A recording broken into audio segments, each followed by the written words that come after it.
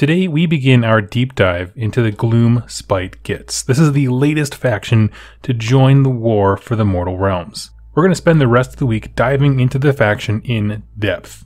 Talk about each of the sub-factions, the Moonclan Grots, Spiderfang, and the Troggoths, and the heroes that bind this band of lunatics together. But today we're going to start kind of at a bird's eye view with an overview of what the Gloomspite Gitz really are. And to do that, we need to talk about two things first, two pieces of information that are vital to understanding really all aspects of this faction, their beliefs, their ideology, how they practice those beliefs, and that is Gorkamorka and the Bad Moon. Now, I did a video about Gorkamorka some time back, and I'll put a link in the description down below for you. Simply put, he is the god of the destruction factions. Really a god of disorder, of tearing down civilizations and things like that. Not in a chaos way, an evil way where chaos factions want to subjugate and rule the realms. This is about unbridled freedom, all restrictions off its predator, prey, and the food chain. There's this natural ferocity that infects every vision of him. Now, one thing about Gorkamorka that I really love, and the reason why I frankly don't think we'll ever truly see a model for him, is that he's depicted in so many different ways by each of the factions that follow him.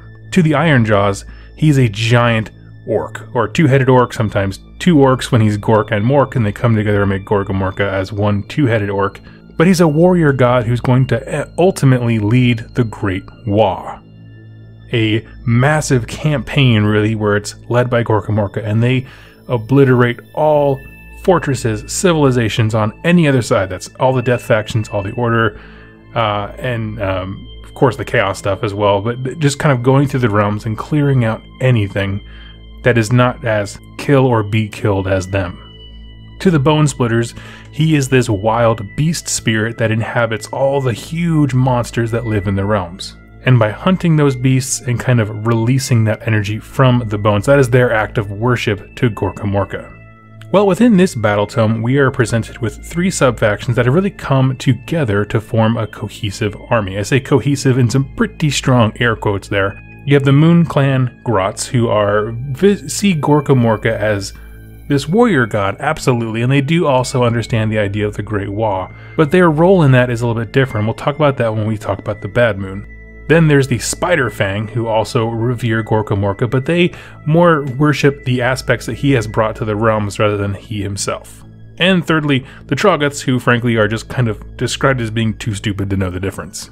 So I really do encourage you to watch that video on Gorkamorka to learn more. So we have this rampaging god of destruction and war, and how does that apply to a race of super tiny, weak Grots? Because fundamentally their understanding and worship of a god of war would be fundamentally different than huge armies of greenskins like the big orc and Ironjaws that are all about warfare, very much in your face. Well, this is where the second part of that kind of foundational information comes in. That's the Bad Moon. The battle tome kind of jumps back and forth between talking about facts and myth and how they kind of blend together. So it's you have to piece it together, really. But put as simply as I can, the Bad Moon is a celestial object that flies from realm to realm and across them. So it'll be in all points in Akshi and then bounce from Akshi over to Hish and then just kind of bounce around like a pinball across the mortal realms. It's called the Bad Moon, but it's technically not a moon in the sense that it doesn't orbit anything. It has a frantic, non-ballistic motion. It will turn on a dime. No one can really predict, or at least I should say, the Order factions who study the heavens cannot even predict where it's going to go. It acts like it has its own will and power to move itself, and it can change course randomly at any time. Sometimes it'll slow down over a crawl and it'll spend days and weeks in an area. Other times it will hastily go through the void from realm to realm, bouncing around as it sees fit. When it's over you, it appears as a massive moon, right? This big planetoid in the sky that glows sickly white, and it has this leering grin on it. The reason it's called a Bad Moon, one, obviously it's a planetoid, it hovers over you like a moon would, but also because it's this giant orb that shows light differently. Sometimes it is that thin crescent line of a moon, but sometimes it's that fat, round, perfect sphere in the sky. So it makes sense. I mean, you can look at that and say, oh, that's a moon, obviously, but technically speaking, it's not. Now, as I said before, the scholars in Aesir who study the heavens constantly have tried to understand this and track its motions and predict where it's going to go. They've all failed, and the Skaven themselves have done the same thing. However, they tried to blow it up, and there's some rumblings about how Skaven clan many moons ago was able to do that. Of course, they're referring to the events of the end time, so it's a good little throwback there. But the Skaven are also involved, a race that is just as chaotic and crazy and unpredictable, can't understand it. Even powerful wizards who can sense the motion of this energy can't really understand what's going on. And the Battle Tome does go out of its way to note, and this is important, that the Bad Moon has existed since the time of the realm's founding, meaning it has always been a thing.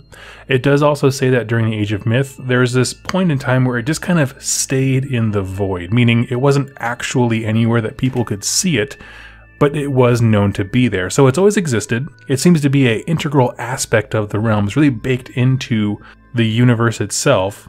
It's just that the events of malign sorcery, where Nagash set off the Necroquake and magic is going awry, that it has started this rampaging motion at high velocity, realm to realm, all across the realms, changing speed and orientation on a whim. It's really gone up a notch, and so this incredible increase of action is what is drawing the Gloomspite Gitz from their dens. It's described as being like a mad boulder. A good way to look at it is like a runaway train, where it's just this object that is barreling at you and nothing really can stop it. And so now we'll kind of transition into the myths around it, right? Because knowing something exists and why people worship it are two different things. And there's several clans of Gloomspite Gitz, and they all have very different origin stories. The Moon Clan Grots, who derive their name from the Bad Moon, have a story where Gorka Morka was really hungry. He drunk an ocean, he was eating entire forests, like munching on trees, and then he saw the Bad Moon come over him, and so he reached up, grabbed it, tried to eat it, but it was so tough that he broke his teeth off in it, and then kind of gave up. Well, his teeth, the power of a god, was then infused to this random planetoid, and it became sort of a hub, if you will, of destruction energy, this kind of Wa energy that exists. And that's now why, when it bounces around, it draws out destruction armies. So it is not Gorka Morka, but it is infused with his power. So you could see this as being like a religious artifact that exudes the power of their deity. The Spiderfang elements of the army have a very different story for the Bad Moon, because in their kind of mythos that they have built up, there is a god beast who is a giant spider. Now, we explored god beasts a little bit when we tackled the Realm Gate Wars. You can go watch that video. But essentially, they have a god beast that they revere who is a giant spider. And this giant spider, at some point in time, bit Gorka Morka's toe. And just like the same origin story with the Bad Moon, also with that, where the power of a god was transferred to a different object, this time the power of Gorka Morka was infused into that god beast spider. So now you have this giant god beast spider who has the power of a god of destruction, and what the Bad Moon is basically a giant silk spider egg. And they believe that it's a portent of the coming of this Age of the Spider, where the moon itself will crack open and the realms will be absolutely covered top to bottom in arachnids. And as we'll explore, that's why they venerate and revere spiders. That's kind of integral into their worship and understanding of Gorka Morka. And of course, the last theory being a popular one, which is that there is this belief that the power, essence, and soul of dead grot wizards all kind of goes into one place, and that one place is the Bad Moon itself, which is an interesting one because it seems so much less grandiose than the others, but I like it. Now, when the Bad Moon comes to a realm, it brings hell itself with it. Okay, if you are, say you're in a village and the Bad Moon just randomly descends upon your skies, the people who are touched by the Bad Moon's light will go insane. Absolutely, they'll start speaking nonsense. Sometimes they'll speak in dead languages that no one should know the words to anymore. Others will fall into horrendous pain, and these like fungus growths, and they're actually called loon cap mushrooms, which are basically mushrooms infused with magic, will burst from their bodies. If you saw the preview video for this faction, you'll see an image and art on there of just these gross bursting from the backs of people as they writhe in agony. When the Bad Moon comes over you, that part of your world is darkened. There's growths, mold, fungus everywhere. It becomes like the darkness of caves that the Gloomspite Gitz dwell in. the lights go out, everything becomes damp, moist, and absolutely covered all over in mold and darkness. And as much as calamity it brings to humans, the Bad Moon is holy and invigorating to the forces of the Gloomspite Gitz. Because when that darkness descends, as the world changes and the realms mold to the Bad Moon's image, every grot underground is going to be super invigorated and excited and rush towards the surface. So these huge waves and mobs of grots start pouring out of caves, caverns, holes in the earth, anything like that. They're followed up by lumbering Troggoths with them. The Bad Moon calls them out to conquer, kill, rampage, and indulge. And for the briefest moment, the world becomes a place of twisted madness, horror, and fear. Now, it's undetermined how long the Bad Moon will stay in a particular area. Some believe that the right leader can keep it on you, meaning if there is a leader who is grandiose enough, doing big enough things, toppling entire civilizations, the Bad Moon will stay and hover over them as sort of a sign of approval or blessing. But of course, it's super erratic, and grots have this tendency to die, so if that leader is struck down in battle at the height of his madness, the Bad Moon will leave. And with this increased speed since the Necroquake, where it's just going 0 to 60 all across the realms, slowing down to see the rise of certain tribes conquer nearby cities, and then instantly bolting off to another one to do the same thing far away. With this erratic course across the realms and the void itself, it is awakening the darkest depths in the deepest mountains. I was excited about reading this because this is one of the few times that we see massive ramifications of what Nagash has done with the Necroquake. We read about it being important. If you read the book Soul Wars, we know it affected Azir, but we haven't seen true implications, and setting off a wrecking ball that's just toppling through the realms and ripping out the worst of the things that live beneath us is a real consequence. The belief in Gorkamorka and the ascension of the Bad Moon are cornerstones of this army. As far as the Gloomspite Gitz collectively themselves, well, it's a combination of disparate factions in the realms kind of coming together. Like I said before, Moonclan Grots, they are devout religious fanatics who believe in the Bad Moon and Gorkamorka himself. They dwell in the deepest caves, and their skin is even burned by the sunlight. They've rejected the sun for so long. They mainly stick to their caves, breeding squigs, farming mushrooms, making all kinds of toxins and brews, and they'll occasionally go out with these big raiding parties and just go ransack a town or a city, something like that, to get pieces of fabric, crude weapons, anything they can kind of get their hands on. The Spiderfang Grots, as we said before, venerate, revere, breed, and use arachnids from across the realms. In the lore in the book, they're not given a ton of ties to Gorkamorka himself, but they do kind of understand his relation to their spider god. So they're almost a bit more like the Bone Splitters if we're kind of comparing Grots to Oryx, where they see the beast as being a representative of Gorkamorka himself. That's the Bone Splitters. It's the same kind of concept, but this is a very specific focus on the spiders. Right, the spirit of their deity residing in the form of something. And last of these subfactions are the Troggoths. These are the lumbering behemoths that live in the most uninhabitable parts of the realms.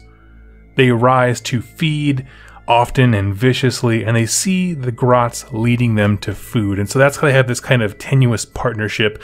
They have a very low level of intelligence, and of course the Grots have a high level of sneakiness to try and coerce them to doing things. But they become a powerful ally when they need a strong arm. And frankly, all these factions, I'll kind of spoil a little bit, the way that they work together is because they're mutual survivors. Neither of the Grot factions, they both understand that they can't do a whole lot in terms of physical might on the battlefield compared to, say, Bone Splitters, Ironjaws, where the orcs are so much bigger and tougher and more resilient. They understand, okay, we're smaller, we have to work together to accomplish our goals, and they've been able to kind of loop in the Troggoths with them. They all inhabit very similar environments, like literal environments, dark, dank caves, not a lot of light. They like the mold and the creatures that grow there, like the squigs and the Troggoths, you know, all those things. It's just perfect conditions for creating allies of convenience. So, as I always close these videos, my favorite part of the whole thing, why is this faction cool? And it's going to set the precedent for our entire week. And I'm going to lay my cards on the table. I struggled with the first opening couple of pages with the lore in this book. Because at first it kind of felt like it had the Guran problem, if you've seen that video I did for Guran, where it just bounces through a lot of different things, but doesn't develop them well, but you have to kind of read the entire book to understand what's going on. Right, because it bounces between Gorkamorka and the Bad Moon, and fact and myth, and it goes back and forth between these things multiple times. So it can be a little bit hard to follow, but when you read the whole thing, and you sit with it for a little bit, I found it to be a very rewarding read. It's a book that's kind of like Gur, the way Gur is written in the core rulebook, where it's weak in some lore areas, but exceeds anything we've seen before in others. Just like the realm of Gur has no history, the other realms all seem to, and you're like, oh, this is a huge thing that's missing here. Gur did a great job of showing you what life is like there, which no other sections did. Well, this book is the same. The lore segment that I think they're kind of the weakest on is the endgame. When I say endgame, I mean the forces of order want to see the realms liberated. The Daughters of Cain, Marathi wants to become a god. All the Chaos armies want to subjugate the realms in their own unique ways, like Tzeentch Slaanesh. You know, they're all very different. So everyone kind of has like their end thing that they're working to. And in this book, it's a little bit convoluted. They have something called the Everdank that is mentioned, where apparently the realms themselves will always be under the grasp of the Bad Moon, but it's not really described or articulated how that's going to happen. So it can be a little bit hard to understand like motivations of why this is going to happen. There's nothing about how the Bad Moon is going to grow in size to eclipse all the realms. Is it all the realms going to come together so the Bad Moon sits in the center and everyone can see it? Again, zero information. It's kind of like in the Fire Slayers Battle Tome, they don't really give you an endgame to what happens when they use up all the Urgold. If you're familiar with that one, you should go listen to those videos. It's just a huge thing that's missing. So I found that a bit confusing. I was rereading the book multiple times to try and get an understanding of what their end goal is. However, like I said, there's a part that they're weak at, but then they do something better than any other battle tome, and this is really what I want to focus on, and that is putting this army in the context of this universe. Let me give you like what I think is the perfect example, okay? If you crack open any other battle tome, I'll take my Fire Slayer one for example, they're going to show you 2 or 3 kind of variations, if you will, like, oh, these are Fire Slayers from Akshi, these are this is a lodge from this other place, you know what I mean? They'll give you a little variety.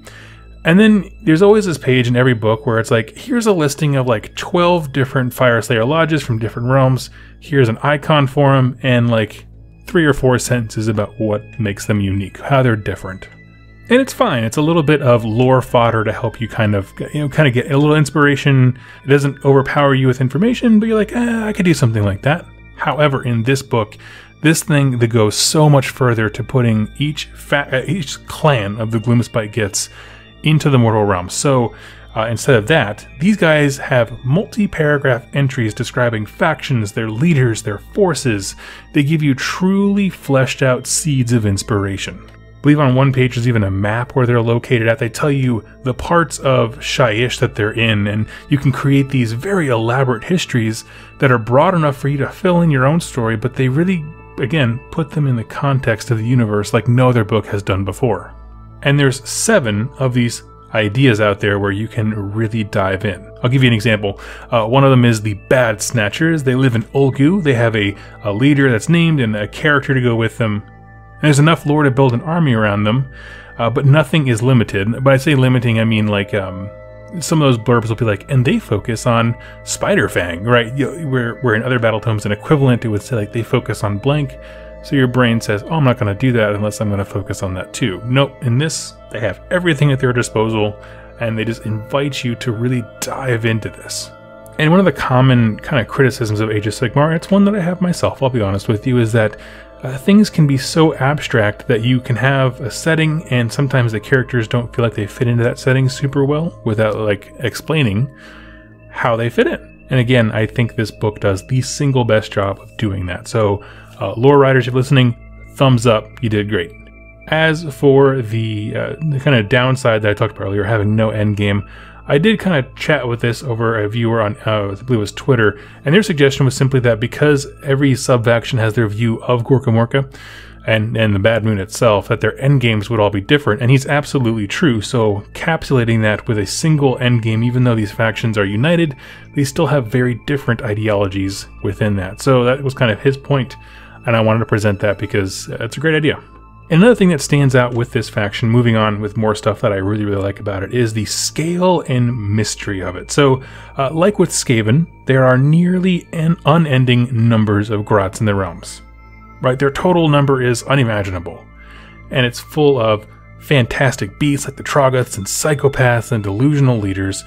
But because the Bad Moon's been away and they've been living in secret, generally speaking, for most of history as we know it, all that history has gone unseen. However, when you're reading the Battle Tome, they have a very jam-packed history within the realms, because underground, where we haven't looked before, from our reader perspective of the Black Library books, they've had big histories, warfares, the rise and fall of leaders, religious and warlike.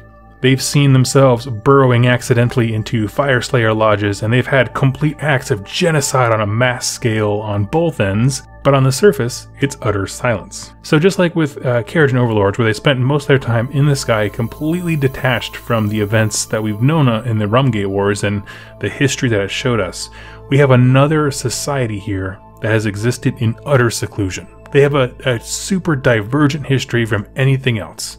And the lore writing team has done a great job of really filling it in and making it very rich. It's an incredibly fun book to explore.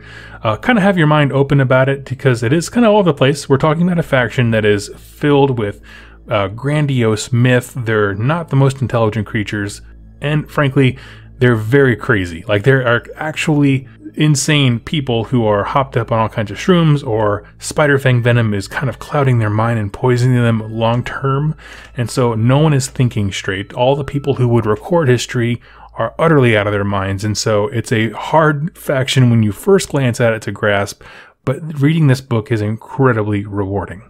And friends, that will conclude our introductory understanding of the Gloomspite Gitz. And as I said, the rest of this week we're going to be focusing on various sub-factions. Going to kick it off with the Moon Clan Grots, Spiderfang, Troggoths, and then we're going to look at the leaders of the army, because they really need their own video, because you got to talk about all the crazy people they lead, but the character and depth put into the leaders, particularly the named Loon King here, is impeccable and truly deserves its own video. So I'm just going to make as many as I can, as I see fit. It's an incredibly, like I said, deep faction. I'm enjoying reading this book more and more, and I sincerely hope you join me for the trip. So thank you all so much for watching, and I look forward to seeing you in my next lore video. Get some hobby done, and happy wargaming.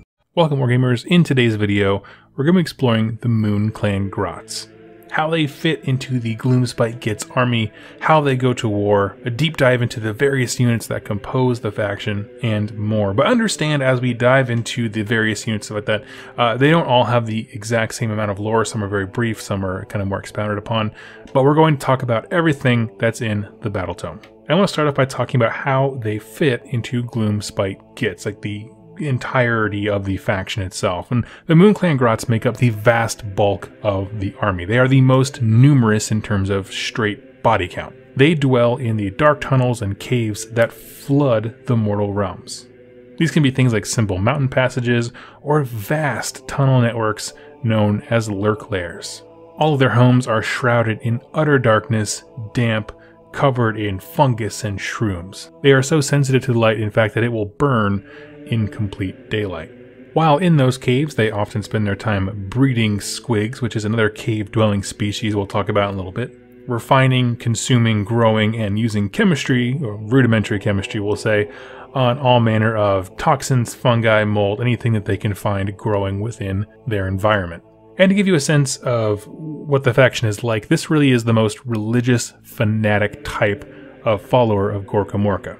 If we think of something like the Devoted of Sigmar, which is the sort of the church's army, the devoted zealots of their god, throwing themselves mercilessly into combat with zero armor, zero training. They just like are so fanatical and zealous, they just charge at the enemy. This is exactly that same type of deal, except with Gorka Morka rather than Sigmar. And as they've kind of proliferated throughout the realms, occasionally their cave networks will accidentally burrow into a Fireslayer lodge or some other subterranean culture. There's quite a few cultures that reside underneath the earth itself. And wars of unimaginable scale will take place underground, and no one will ever know because it's so deep down there.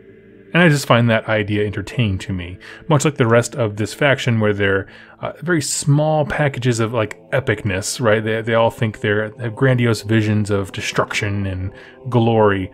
It's a small package that actually doesn't matter. Much like their wars, even though they are massive in scale, most of the time no one actually knows they happen. In these deep caves and lurk layers, oftentimes a leader will rise up, right? This is a cunning Git with the desire to wreak some havoc on the world above. So he goes to a group of MoonClan Grots, and he promises them riches, killing, and fun. Likewise, he can just as easily threaten them, bribe them, or kill their leader and kind of assume his command. Now, when that enterprising young Grot does this a few times, meaning he has a few units beneath him, they form what's known as a skull mob. This is a gang of destruction that can be a few dozen to several hundred Grots.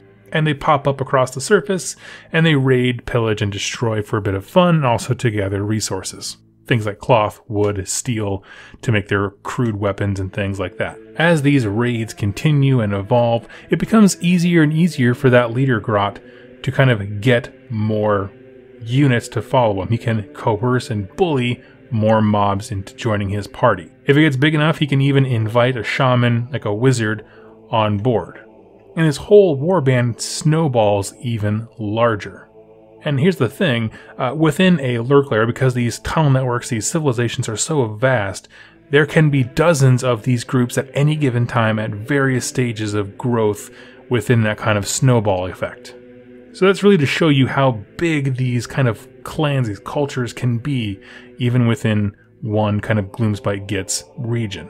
Well, heck, and even as your warband, I guess for a lack of a better term, your skull mob grows, you can start inviting different kinds of units to join you because they'll be beneficial to it. So like squig herders and riders will hear you're having a good time and they'll want to join in too. When it gets big enough, it becomes something called a scrap, which really is the kind of next level. More than a warband, this is like a true warrior party here.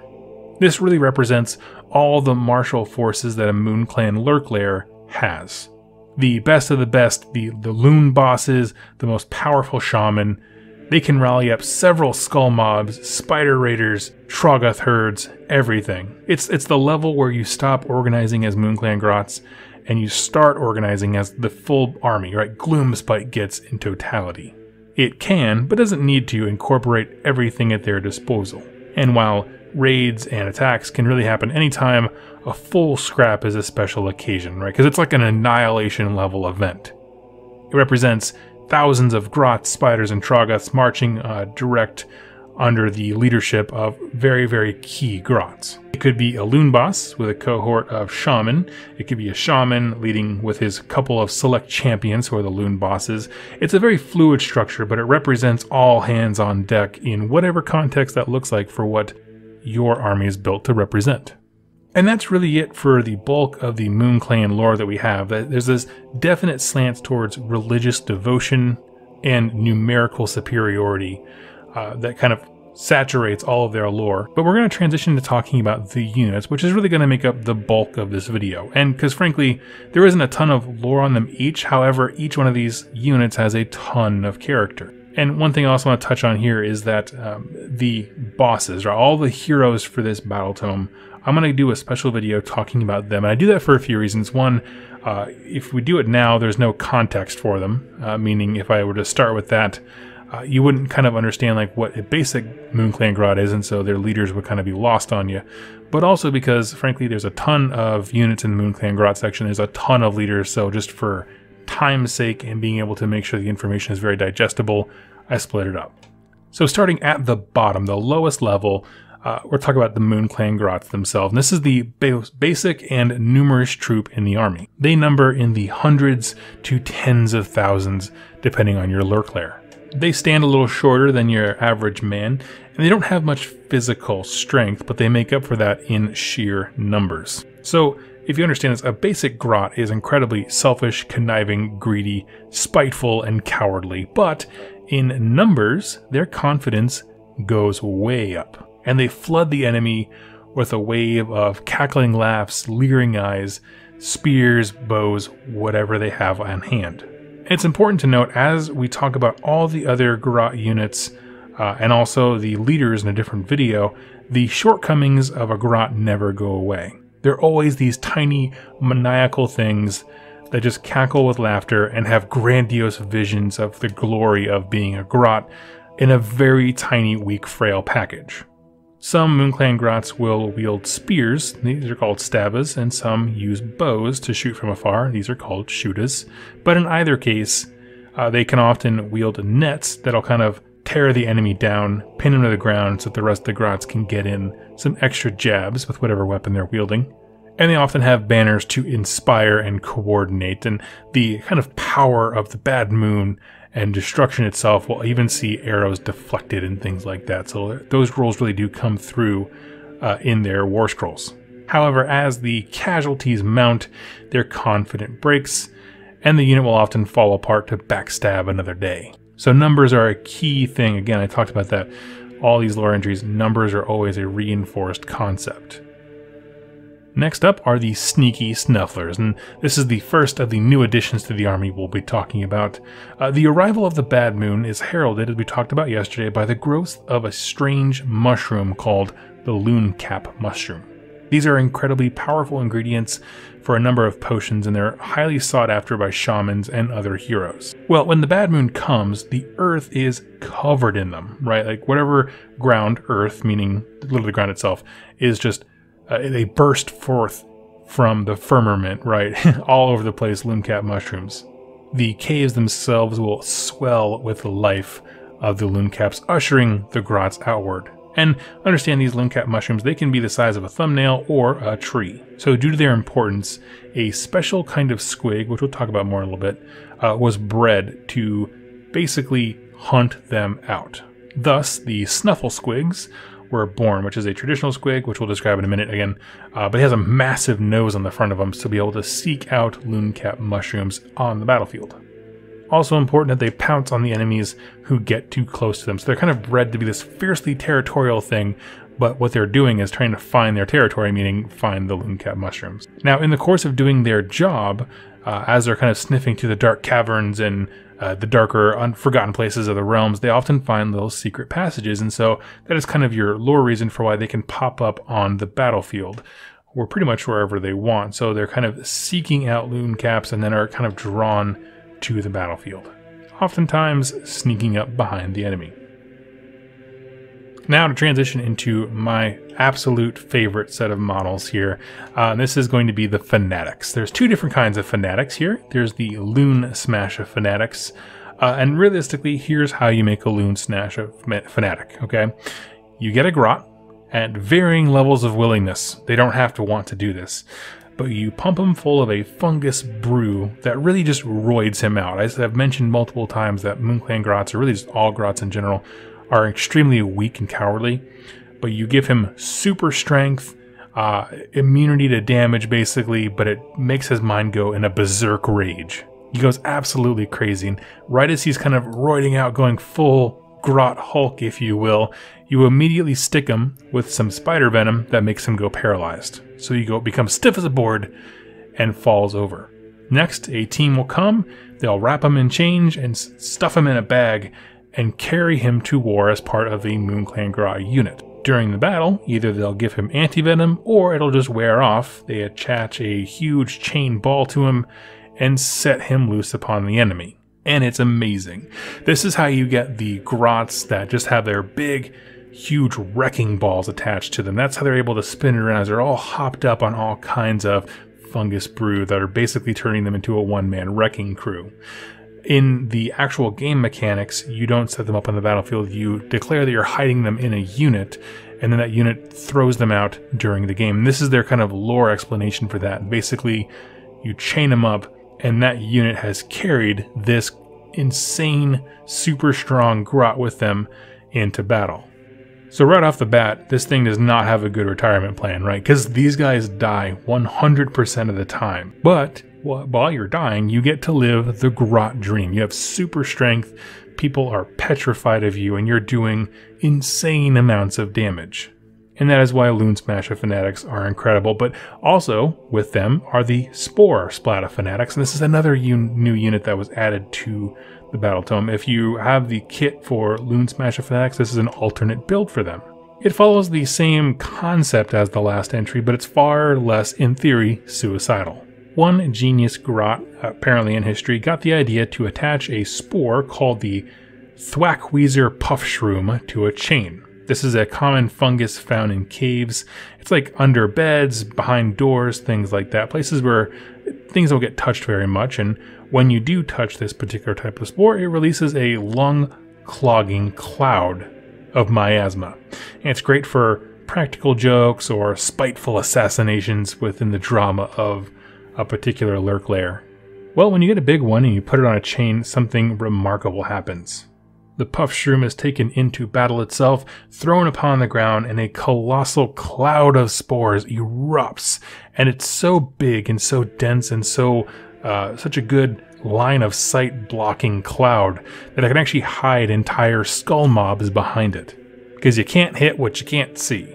And this does a few things. On one hand, this huge cloud, first of all, like I said, it creates sort of a pseudo wall across the battlefield. The enemy can't see your skull mob. And these spores that the Moonclan Grots are so used to, it kind of invigorates them simply because it's the kind of environment they're used to breathing in their cave. Remember, this is all happening outside a cave typically.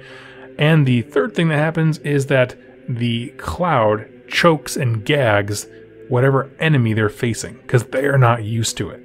So it's a really practical use of something that naturally occurs in their environment. And this is a theme we'll see quite a bit. It's the weaponization of naturally occurring things. And now we move into a fan favorite, and that is, of course, the squigs. To do that, I kind of want to describe what a squig is for people who don't have the long history of loving them in fantasy battles and things like that. So what it is, it's a cave-dwelling bipedal organism. It kind of looks like Pac-Man if he had two small legs. That is to say, he's a giant sphere that's like 90% mouth with two little legs. They are incredibly springy, able to jump incredible distances. They are very random, vicious things. What makes them important is that they are often found in mountain cave systems where these kind of Moonclan Grot societies are existing, but they're very easy to breed, which is very important. In fact, they can be bred to make specific purposes, like, to excel at a very specific thing. We've already met the Snuffle Squig earlier, who was bred for having an incredible sense of smell to find loon caps. Well, as the Moonclan dwelt in these caves, these became the animals to domesticate, and I put domesticate in some pretty heavy air quotes because they're still wild and insane. But to the Moonclan Grots, they are used as mounts, service animals, workhorses, food, etc. And then here's the thing about squigs is that they will grow to incredible sizes. Just straight up incredible size. If you don't believe me, go to the Forge World website and look at the Colossal Squig. I promise it lives up to its name. So now that we've kind of defined what they are, let's kind of see how they fit into the army. And so the first one we have is the squig herds. Again, this is the lowest level of what a squig can be in a military context. And it really is exactly what it sounds like. While some squigs are bred in iron cages, many are captured and herded into these very random collections, I guess you could say, and when the time is right, they are unleashed upon the enemy. They stand near the height of a human with a bite powerful enough to chomp through stone. And when they kind of throw themselves at you, they are a truly chaotic horde. I don't mean chaos, of course, in the dark faction sense. I mean literally like unpredictable, undefendable against, that kind of thing when I say chaotic. And occasionally a few will break free from their herd, kind of the dens they're kept in, and wreak havoc on the grots. And that's, a risk that most loon bosses are willing to take because their effectiveness far outweighs the risk of having them around. So now let's talk about squig hoppers. Okay, so we have these beasts. How do we weaponize them even further? Well, here's a great way to do it. You take some puff gut or hop splatter fungus. These are actual names that are in the Battle Tome. And you feed them to squigs. Now what these do is they make them incredibly gassy, and so the squigs will actually grow bigger, but as a side effect they'll become more springy. They jump exceedingly greater distances. Side note, it does make them far more irritable. Okay, so you just made them better in combat, so now it's a wonder as to why any grot would ever want to ride one, but some maniacs do. Many of them are eaten for their troubles, but the craziest ones, the craziest grots I mean, know how to hold on. Thus, a weirdly effective cavalry was born, where it's one of these grots that's bloated up with gas, they're able to jump incredible distances, and they hurl themselves straight at the enemy. They throw themselves directly at the forefront of the enemy's army, thrashing around as a squig, and the rider is riding on his back with his knife pulled, trying to stab and slash as he can. Now, here's the thing I want to talk about here, is that this is not a bonding relationship. This is almost like a cheap transportation device. There's not even like a saddle or anything like that. It's just the squig being riled up, kind of given a brew to make them more bouncy and mobile, and then a grot will just hold on for dear life on the back of him. So it's not truly a mount, he's just kind of along for the ride. And I love pointing this out because so many of these battle tomes, when people, or factions I should say, have mounts, they always go into great depth about the bonding ritual, or how, in this case, like a grot would revere the squig. They don't. It's nothing like that. They're a tool. They are a piece of their society that is vital, but there's not like an emotional attachment here. They are a means to an end. So I always like to put those in because I think those contrasts are very important. Now, sort of the next level of that, I guess you could call them in quotes the elite variant of the squig hopper, is the Boyne Grot Bounders. And these are made up of grots who survive a couple rounds riding the squigs. Right, if you're a squig hopper long enough, you'll kind of become naturally a Boyne Grot Bounder. What it really is they begin to kind of develop this like overconfidence in their ability to ride. They think they're these great squig masters, and they kind of get this bravado and swagger. And strangely enough, the squig kind of respond to it, and they just don't eat them, right? This kind of like shameful arrogance of like, no squig would ever eat me. Somehow the squigs just kind of don't. And so it's kind of a fun thing that they kind of put in there where it's like, no one can really explain this, but it just kind of happens. And so this kind of unique relationship grows where they become very comfortable on the back of a squig, which is a very unique thing. There are very few of these. And when you're comfortable on the mount, you can actually start practicing like how to actually fight. Because before, if you look at the actual models of squig hoppers, they just look like they're holding on for dear life, right? Almost like they were tied to it. Whereas the Boyne Grot Bounders seem very confident in their poses. They look like they're ready to deliver blows. They've been practicing. They've had time to develop their martial prowess. It really does translate pretty well with the model, and in lore it makes perfect sense. They arm themselves with a crude lance, and they charge at the biggest, baddest elements of the enemy army.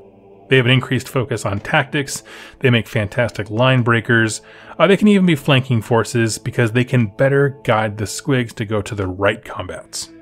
And the last unit in today's video, by far one of the most iconic for the entire army, is the Mangler Squigs. And it's a simple idea. Remember I said before that squigs can grow to become massive. Well, when squigs get too big to ride, they'll often be kind of curled into what's called the Mangler Squig. What it is you take two giant squigs, you chain them together, and you throw them at the enemy. In tandem, it's a pair of wrecking balls that pull each other around, because one will spin and it'll whip the other like a mace. But then you amplify that by they're both moving. They're both in perpetual, irritated motion, because they're both jumping, biting, scraping, fighting everywhere around them. Now, in an effort to guide the creatures, a few grots will go ahead and tie themselves to the backs.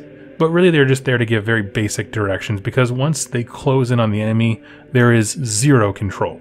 The Mangler Squig will whip, smash, crush, chew, and thrash everything around it. And they're kind of sent in there to die, because at this point they're so big they're kind of hard to manage, or at least guide and use effectively. And so in its death throes, they're still killing everything around them. So it is a suicide mission, but it's an incredibly devastating one. And as I conclude all these videos, why are the Moon Clan Grots cool? Of course, this is barring their leaders, which we'll touch on because they lead all the other sub-factions we'll talk about as well.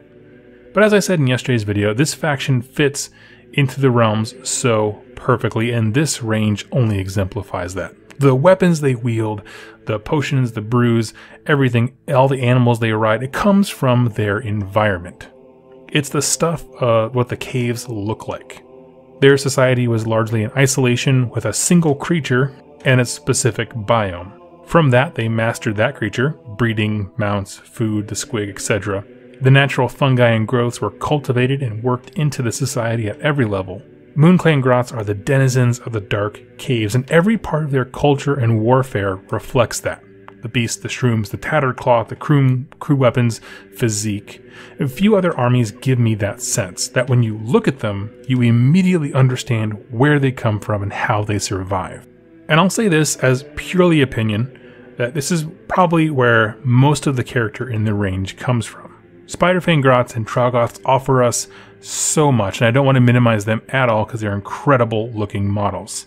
But it's the teeming masses, it's the brew-filled fanatics, the bounding squigs that are kind of the spirit of the Grots. It's madness. You get to play as insanity on the battlefield, and it's incredible. And friends, those are my thoughts on the Moonclan Grots, and I would absolutely love to hear what you find most exciting about them. First of all, which of the models, the new kits that came out for this, is your favorite? I'm going to put myself out there and say the classic update, the classic Fanatic kit that was updated with the new sculpts is incredible. Absolutely love it, but I want to hear yours, and I want to hear lore-wise which of these stuck out to you the most. Today we dive into the Spiderfang Grots, one of the dominant cultures that make up the Gloomspite Gitz. To really understand them, we need to kind of take them in isolation. We're going to talk about their beliefs, their relationship with spiders and Gorka Morka, and the various units available to them. Now, as we discussed at the beginning of this week with the kind of general Gloomspite Gitz video, every subspecies has its own view of Gorka Morka. Some see him as a hungering mountain, the gnashing maw, the war god, but all the Gloomspite Gitz kind of merge his greatness with the bad moon, taking the indescribable and attributing it to something tangible. Now, we don't know a ton about the Spiderfang view of Gorka Morka. It seems to be kind of like the Bone Splitters revere the spirit of Gorka Morka within the myriad of beasts and large creatures that roam the realms. They seem to do that for spiders specifically. Like they view a sort of holiness to the arachnids of the realms. But more importantly, we do understand their reverence for the bad moon. Their origin story for it is that a colossal spider god beast, a creature which is an indescribable magnitude, bit the foot of Gorka Morka and became infused with the power of a god. To them, the bad moon is a colossal silken spider egg that one day will burst open and unleash an ungodly swarm of arachnids across the realms. To that end, they revere, honor, coexist, venerate, and ride spiders. The spiders are seen as the tangible presence of Gorka Morka's power, and the bad moon is the promise of more blessings yet to come. Spiderfang Grots can be found all across the realms, tucked away in dark caves and tunnels, beneath collapsed cities and thick forests. These locations are called nests, but it's important to note that they almost belong more to the spiders than to the Grots. The power of any given nest is centered around the number and size of the Ragnarok spiders that it has in there. That's a specific species of spider we'll talk about in a little bit. But just like squigs, they are creatures that blend together with Grot mentality super well. And these Spiderfang Grots, as they kind of grew and encountered the Moonclan Grot, or just various other Grot tribes, deals were struck, trades were made, and slowly the cultures integrated, understanding they're more effective as a team than in isolation. Now, as I mentioned before, the way you kind of gauge a Spiderfang nest's power is by the size of its military force, which means how many spiders it has available to it. The core of that military force being Ragnaroks, the giant centerpiece spiders that you see in the model range.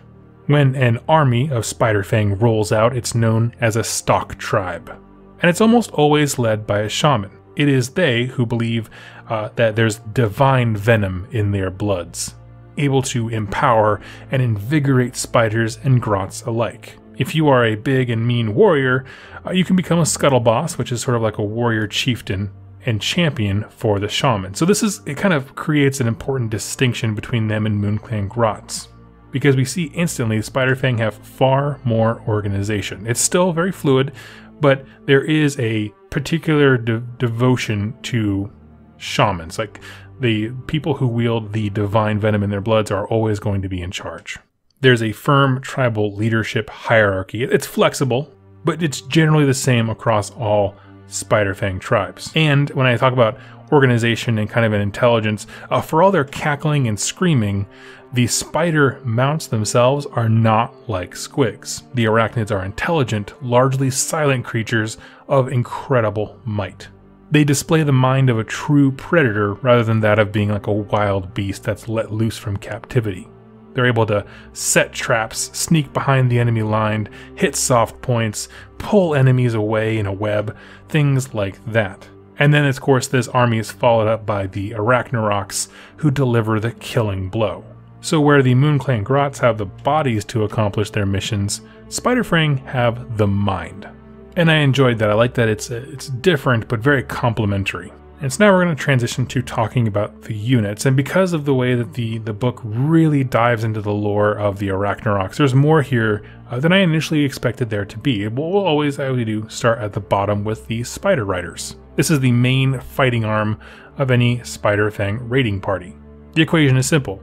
Take a large spider and a Grot Rider. Now, as I said before, they're much more controlled than, say, a Squig Hopper. That's an important distinction, and there are several breeds of spiders that can be used, but they're all deadly silent, and they generally follow the orders of their rider. So where being a Squig Hopper rewards the bravery of a Grot for trying to ride a Squig, being a Spider Rider really rewards the intelligence of the rider. If you can guide your spider to the right place, the right flank to hit, you're rewarded with kind of accolades of war. And while spiders aren't as fast as squigs, they can keep the speed they do have over the roughest terrain. They have much more control. And this makes them fantastic ambushers and light cavalry, able to pop up anywhere, strike, and retreat to the shadows. And in fact, this kind of branch of the military, the Spider Riders are known for taking victims alive to feed to their larger cousins. Above the Spider Riders are the Scuttle Bosses, which we talked about before, and this is if a Spider Rider displays true brutality, skill, or might, a shaman may elevate him to the rank of Scuttle Boss. And while he's not actually braver than any of the Spider Riders, they're kind of crazy from the spider venom in their veins, so they become more bold. In fact, so bold, they display a very rare trait amongst Grot leadership, which is leading from the front. So you may ask yourself, why do they have venom inside of them? Well, as the shaman's champions, they're constantly engaged in these deep rituals, like I guess you could say religious rituals, that see them bitten by all manner of spider to take in that venom. The idea is to become more like your deity. And this does two things. Makes them tougher, more resistant to pain and venom, and it drives them a little bit crazy. In some cases, it can even cause a bit of mutation, such as having 8 eyes or something like that. For all their troubles, they are gifted a gigantic spider, which is, let's lower the name as gigantic spider. It's just a bigger spider to ride. These are rare, kind of apex predators across the realms. And shamans are extremely greedy for their eggs, so they can always have more champions, kind of increasing their power base. Next up are the Web Spinner Shamans. Now these are the high priests and wizards of the spider god, the conduits of his will, and the undisputed leader of his people. A tribe may have a cabal of shamans where they exert authority and their word is law, which is funny because it can backfire as they become progressively more deranged over time. When I say deranged, I mean they'll call for grand actions like, hey, Spiderfang Grots, we're all going to paint ourselves blue because I had a vision where we need to be blue. Or sometimes they'll take the spoils of war and drop it into a pit because they had a vision where they needed to do that, but there's no real reason behind these things. And they kind of exhibit these very strange habits. So a shaman will invite a nest of tiny spiders into their body. So you'll see little nests kind of growing behind their ears and their armpits, on their backs. And the resulting spider bites infuse them with all kinds of mind-altering venom. This leads to huge visions of the spider god himself and allows them to enter the nests of the Ragnars without fear. It also, as a side effect, morphs their magic. Because in any other circumstance, these would be normal Grot shaman, able to wield traditional magics, but everything's kind of mutated a little bit spidery, and their magics are as well, so they'll conjure ethereal webs to act as shields, or hordes of spiders made of like nothingness to kind of attack. That's where we have that spider endless spell. And their sole purpose in life is to please the spider god, but also abide by the Ragnars that they try to harmonize with. This, by nature, makes them kind of maniac a little bit, but also a warlike tribe, because they need to constantly be bringing food for the Ragnars, pushing the boundaries, and things like that. And being servants of the Ragnarok is a great segue to talking about them themselves. Now, if you haven't seen them, the Ragnars are incredibly massive spiders. These are the centerpiece units of any spider-themed army. They are living war machines, colossal in size and might. One of the undisputed top predators across the mortal realms, and they can entrap and obliterate entire gore tribes. They all rampage through entire Sylvaneth conclaves, paralyze and devour gorgons. They are just mountains of chitin and venom. Their web is so toxic that if they were to wrap up a living free guild person in their web, they would break down into kind of this protein mush in a matter of hours. Now, no one is really certain if the worship of a spider god came before or after the meeting of an Ragnarok, meaning did a grot meet him and then say, "Oh, spiders are incredible," or did it happen afterwards? Not really sure, but no Spiderfang grots could hope to tame one and kind of lived in fear of them. But they did find that when they started putting up banners and offering prayers to the spider god, meaning the god beast that bit Gorkamorka, so they're still worshipping Gorkamorka, but in the spirit of a spider, I should clarify that, they were allowed to live in kind of this tenuous harmony with the Ragnaraks. So they revere the Ragnaraks as kind of manifestations of their god. And they're more than simple mounts. They're not just utility vehicles. There is a very reverent fear there too. And entire nests are built around Ragnarok locations. They are the demigods and crucial allies of the Spiderfang raids. Now, most Ragnaraks you see are actually the younger ones. They are more aggressive and fiercely territorial, easily led into nesting pits by shaman to become living war engines. They typically lead the charge in any stock tribe. And these are the ones you'll often see with like a crude platform built onto the back of them, covered in cackling grots, throwing spears, shooting bows, whatever they can, as they ride into battle, feeling very invincible. But moving on that, there are all kinds of variants on the Ragnarok. And they have different uses for war based on their temperament, because as they age, they become more calm, easier to guide. And so the older variants are kind of fitted with flingers, which are called like basically crude catapults. And this is supposed to add like ranged capability to an already impressive monster that has a lot of damage output. And some venom-fueled shaman can commune with the extremely old ones. And these are outfitted with these kind of twisted shrines that act as a pseudo-mount, really more of a mobile chapel for the shaman. And beyond that, there's one last kind of a Ragnarok, and this is like an even more holy on a totally different level. These are these Skitterstrand Ragnaroks. And what they do is basically imagine all the realms, imagine a kind of a spider web kind of holding them together. Well, this is the kind of spider that lives on that web, if you will. He follows the strands of mortality itself, and they hail exclusively from Shyish, and they're drawn to mass violence and bloodshed. They burrow through the realms themselves as if they were on a web, popping up in the middle of fortifications, behind enemy lines. And this is really functionally to give us a Ragnarok that is uncontrolled. There's nothing on his back, no one's guiding him. He's just a kind of this loosed creature of destruction that has no master. Their rarity and aggression kind of is seen as a blessing from the spider god to the shaman. So why are these cool? Like, why is this particular sub-faction super exciting? Well, I think it does a few things. One, it shows that it's not all randomness. Like, these are disciplined creatures where like there's a keen predatory intelligence in their creatures, their mounts. That kind of, I think, contrasts to Squigs really, really well.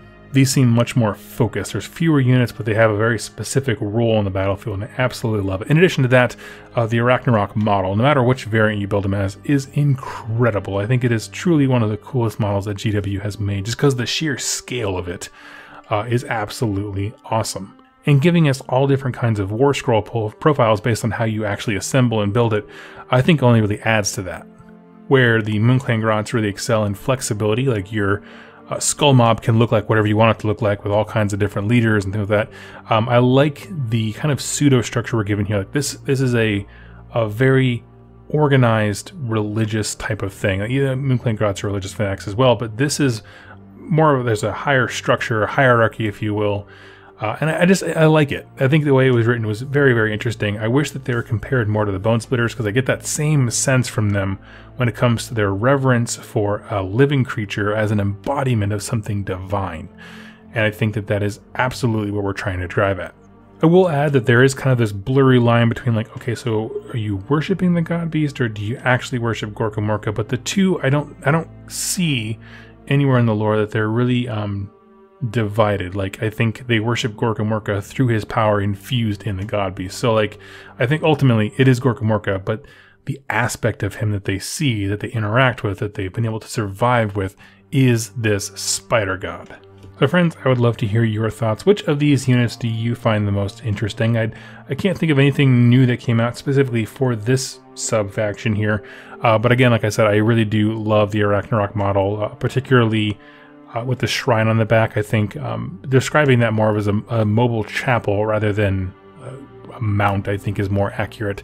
But I would love to hear your thoughts on what you think is the coolest thing, and really how are you going to fit them into your army. If you are doing Gloomspite Gitz and combining all three of the sub-factions, or two or three, whatever you want to do, how are they fitting into your lore? What I appreciate about the Battle Tome is that it doesn't really make a distinction. As it talks about the various clans, tribes, nests, however you want to describe that, across the realms, they give 7 examples of different ones. They don't really make a distinction that's like, this one's all spiders, right? Even the ones that have a lot of spiders have everything else too. It's just, they integrated these sub-factions so stinking well into each other that I'm curious to know how you see yours fitting into your particular clan. So everyone, go ahead and leave in the comments down below.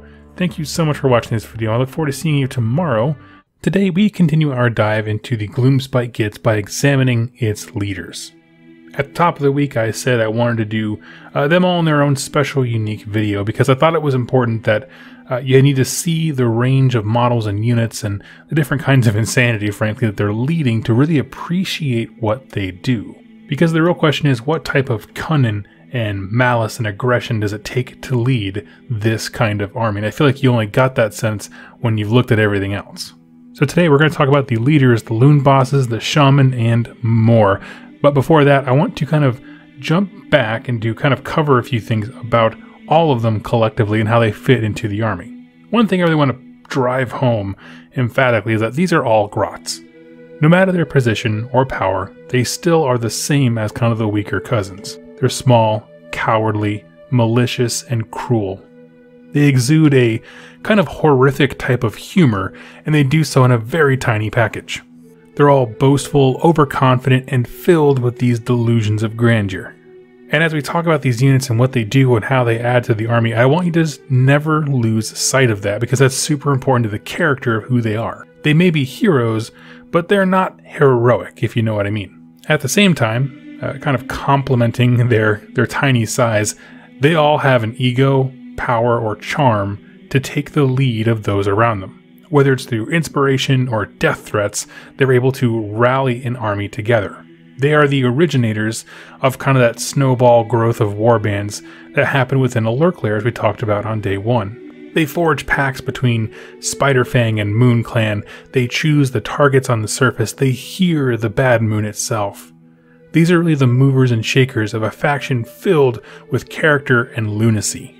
So in a sense, they're kind of both things, right? They're both painfully average, with all the same strengths and weaknesses of a normal grot, but somehow they're also exceptional, able to kind of forge armies around them. And understanding that really sets the stage to talk about all of them. Now we're going to dive into the units, and as always, some of these have more lore than always, and there isn't a whole lot of art for all of these specific individual smaller heroes, and so I'm going to be showing random pictures just to kind of get through this. But I will certainly pick out the individual models to show you when I can. We're going to start off with the Loon Boss. Now there's 3 things it takes to make a Loon Boss out of, say, a Moon Clan Grot. You have to have luck, cunning, and the willingness to kill anyone in your way. Now, when I say kill anyone in your way, it's easy to think of very orc mentalities where you strike down the war boss and now you're the biggest and baddest. It's not just about physical acts of strength and might. A clever knife to the back of a rival is worth several punches in a fight. To that end, and their ability to survive and distrust everyone, loon bosses tend to be bigger, more brawny for grots. They're able to afford these really nice sets of armor. In vogue currently is the loon helm, which is the very iconic helm you see on the front cover of the book, the kind of crescent-shaped moon. And this acts as both a symbol of inspiration for his underlings, but also of authority. And once you become a loon boss, really you have a lot of options available to you. You can lead on foot with the big teeming masses, absolutely, but you also get your choice of squigs from that particular scrap. You get the best ride there is. And if you're feeling particularly daring, you can hop on top of a mangler squig if you so desire. And one little tiny note here I want to bring in is the idea like they're not traditional champions. They're not as strong as other warriors. Being strong for a grot doesn't actually mean much. It's a very low bar. But what they make up for in their lack of physical might is trickery. So things like hidden weapons or kind of feinting moves and attacks, flanking forces, using nets, all that kind of stuff. There's one loon boss in the book who he chucks exploding fungi at the enemy before attacking them. And so fundamentally the idea is, how can I bring you down to my level? It's easier for a grot to bring you down to their level than for them to come up with a way to elevate themselves to being super strong. And now we move into the Gabapalooza. This is basically a council of wise grots, petty shaman, lunatics, and minor characters that really feed into kind of being, like I said, the council, the guard, assistants, if you will, of a loon boss or even a shaman, whatever, whoever's leading. They're all kind of morphed and twisted by fungal growths and magic. Now each scrap will likely have at least one of them as they make valuable assets on and off the battlefield. To put it simply, they're kind of support heroes, even though they don't have that keyword.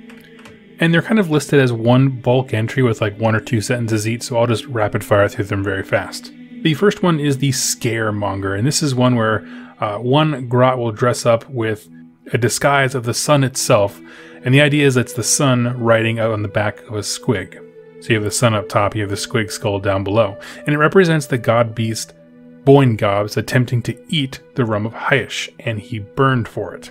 It's kind of like a cautionary tale given to all Moon Clan grots about the fearing of the sun and things like that, and so waves of supernatural fear radiate off this character. The intention is to spook nearby Moon Clan grots into running towards the enemy. It pushes them further into the fight. If you're a 40k fan, it's kind of the equivalent of a commissar. He is scarier than what's in front of you, which tells you how they feel about the sun, quite frankly. Next up is the Brew Gitz. And these characters lug around these massive brewing apparatuses into battle, and they pump their comrades full of highly addicting but powerful brews to invigorate, empower, drive insane. Whatever needs to be done, they have a concoction that can do it, and so that's what they do. They bring that into battle with them and are doling it out to anyone near them. Spikers do something very similar, but instead of brewing things on the fly, they come to battle with a collection of venoms, which then they are happy to administer to the weapons of those around them. Again, sneakiness is kind of a reoccurring theme here, and this is their contribution to it, poisoning everyone's weapons. Next up is the Boggle Eye, and there's not really much explanation given here. They say he's sort of a shaman, he's not quite a full magic wielder, and his big deal is that he can hypnotize pretty much anyone nearby. When you get caught in his gaze, you become a drooling statue, and that's pretty much it. Now, despite the kind of clarity in what he does, on the tabletop, he's actually super incredible. He is a wizard. They describe him as being not quite a wizard, but in the game terms, he is actually a wizard. And he knows the Mesmerize spell, which basically can give your troops battle shock, meaning he convinces them through mind control that they're fine, they're brave, just keep fighting. Or if he does it against the enemy, he makes them basically play dumb and they fight last. So I don't usually bring rule topics, rules and how that works into these videos, because it's mostly lore focused, but I felt like this is one that the rules actually gave us a greater understanding than the 2 sentences we got in the lore. And the last one in this group are the Shroom-mancers, and so these are considered to be the oddest of all. They are users of magic that cause fungus to animate, and they can commune with them. So basically, how the Rotgut Trogguts can wield and morph and kind of use rocks like a geomancer, they do the same thing with shrooms. They're able to direct where spore clouds are kind of spat and barfed up, and so that's how they kind of debuff the enemy. They can make clouds appear and mess with the enemy's accuracy or ability to fight. But now we transition away from that kind of clump of units, if you will, back into the more traditional stuff, and so we start back with the Madcap Shamans. These are the first true magic wielders, right? Real wizards as we would know them, and they can channel truly destructive energies. And they are good for obliterating enemies, but more importantly, in their own society, intimidating their rivals. And should the need arrive for them to boost their powers, they can always take a Madcap mushroom, which instills a massive influx of power, as well as drug-induced visions and prophecies. And with this newfound power and power-up, he can devastate his enemies and any kind of competition he has from his side as well. And this all goes really well as long as he doesn't accidentally eat something called a Madcap Toadstool, which looks exactly identical as the Madcap Mushroom. Difference is it kind of turns his insides into mush. Gameplay-wise, this is how you get the ability to boost your magics, but there's always a risk of eating the wrong kind of mushrooms. And things backfire. Next up is one that we met during Malign Portents, that is the Fungoid Cave Shaman. They're also a wizard, but they act more as part of a grander religious authority than just a wizard, and as such, they're much more rare. These characters are truly seen as the mouthpiece of Mork, because Grots, Oryx, Ogres, and Troggoths will all stop what they're doing to actually listen to this character. So if you ever need a reason for Grots to be leading Oryx, say in this army they can ally with Bone Splitters, if you need a reason for that, a Fungoid Cave Shaman has it built into his lore that he can talk to anybody, and they all listen. And he will regale them with grand visions and prophecies of battles to be fought, slaughters to be had, meals to be eaten if he's trying to appeal to ogres. And this makes him the closest thing the faction has to a grand strategist, because he's able to draw all kinds of sub-factions for a single campaign. So he's kind of a boss and kind of a wizard, but he certainly has more of a religious feel to him. And we saw this character in Malign Portents. There was a short story where he convinced a Moonclan Grot leader, what we would now call Loon Boss, to gather up his army and go with him to Shyish, because that's where glory and fights were to be had. And when he gets there, he finds out that this cave shaman has been dumping off all kinds of destruction armies into Shyish, and collectively they are the ones who met at the gates of Nagashazar to try and burst their way and destroy Nagash when the Necroquake went down. So again, real movers and shakers. He has actually driven events in the main story arc. The appearance they have is due to them eating an extremely toxic mushroom called the Deathcap Shroom. And it causes fungus to grow internally as well as around them. So sometimes that will burst from their head. And that's actually what you see on the model from GW, is this Deathcap mushroom erupting from his skull. And so now we reach the last unit in this section, and that is certainly one of the coolest models we got. That is Skragrot, the Loon King. And right off the bat, the Battle Tome goes out of its way to say nobody actually knows his origin story, because he made sure that everyone who did, quote-unquote, disappeared. But, kind of catching him up, he is the current lord, if you will, of Scrappa Spill, which is a big city, I guess hive you might say, lurk lair, of Moonclan, Grots, and Spiderfang, all those things, the whole Gloomspite Gitz army located in the realm of metal. Now here's the thing that's unique about this. So most of these societies, these mega cities that Grots can form, they tend to kind of collapse pretty quickly due to infighting, right? Some hero will raise and say, I know when the bad moon's coming, and maybe he's right about that. So they'll all follow him for a bit, but if he doesn't keep predicting it, or someone stabs in the back, it kind of devolves, and that's how they don't truly organize very well. Well, this society is a bit different because they have truly galvanized around Skragrot. The origins that he does share about himself is that one night, the bad moon spoke to him. It told him of his approach coming. And when he woke up from that dream, he had a massive headache. He felt his head, and there was a new fungal growth that kind of looks like a crude crown upon his head. Next to him was a skull-headed wand and a staff with a bad loon boss fungus. This, if you look at the model, is the Crescent Moon Staff. That is what it's called. It's actually a particular type of fungus. That's extremely rare, and it's an icon of authority and blessing. Well, as the Gloomspite, this aggressive fever about the Bad Moon coming, took the city by storm, he asserted himself there as leader. And all the changes that had happened to him while he was sleeping, he has now become one of the most cunning grots and gained the power of a shaman. And the Bad Moon came just as he predicted, and when it did, he seized that moment and was able to annihilate several human and orc warbands near the city. And this was a huge victory. People absolutely loved him, but he didn't want to rest on his laurels because he was, again, more cunning than the rest. He knew that this power he was experiencing was fleeting, and so he set out to divine the next time the Bad Moon would be coming before someone usurped him, kind of re-cementing his power base again. But even according to his own origin story, he didn't do anything that initiated that dialogue with the Bad Moon. So the question is, how can I predict this next time? And that's when he built the Asylum. Easily one of the creepiest, most terrifying things, if you think about it too hard, things in the mortal realms. Deep beneath Scrapaspill, there exists a realm gate.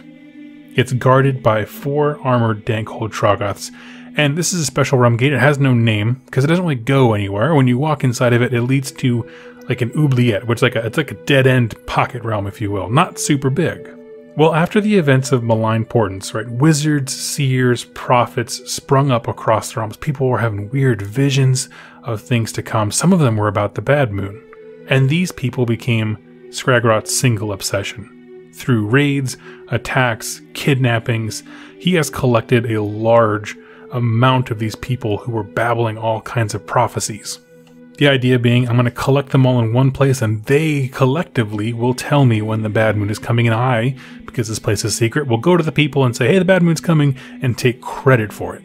Well, if you resist being one of his people in his collection, he'll walk up to you with his staff, again, the magical power of authority.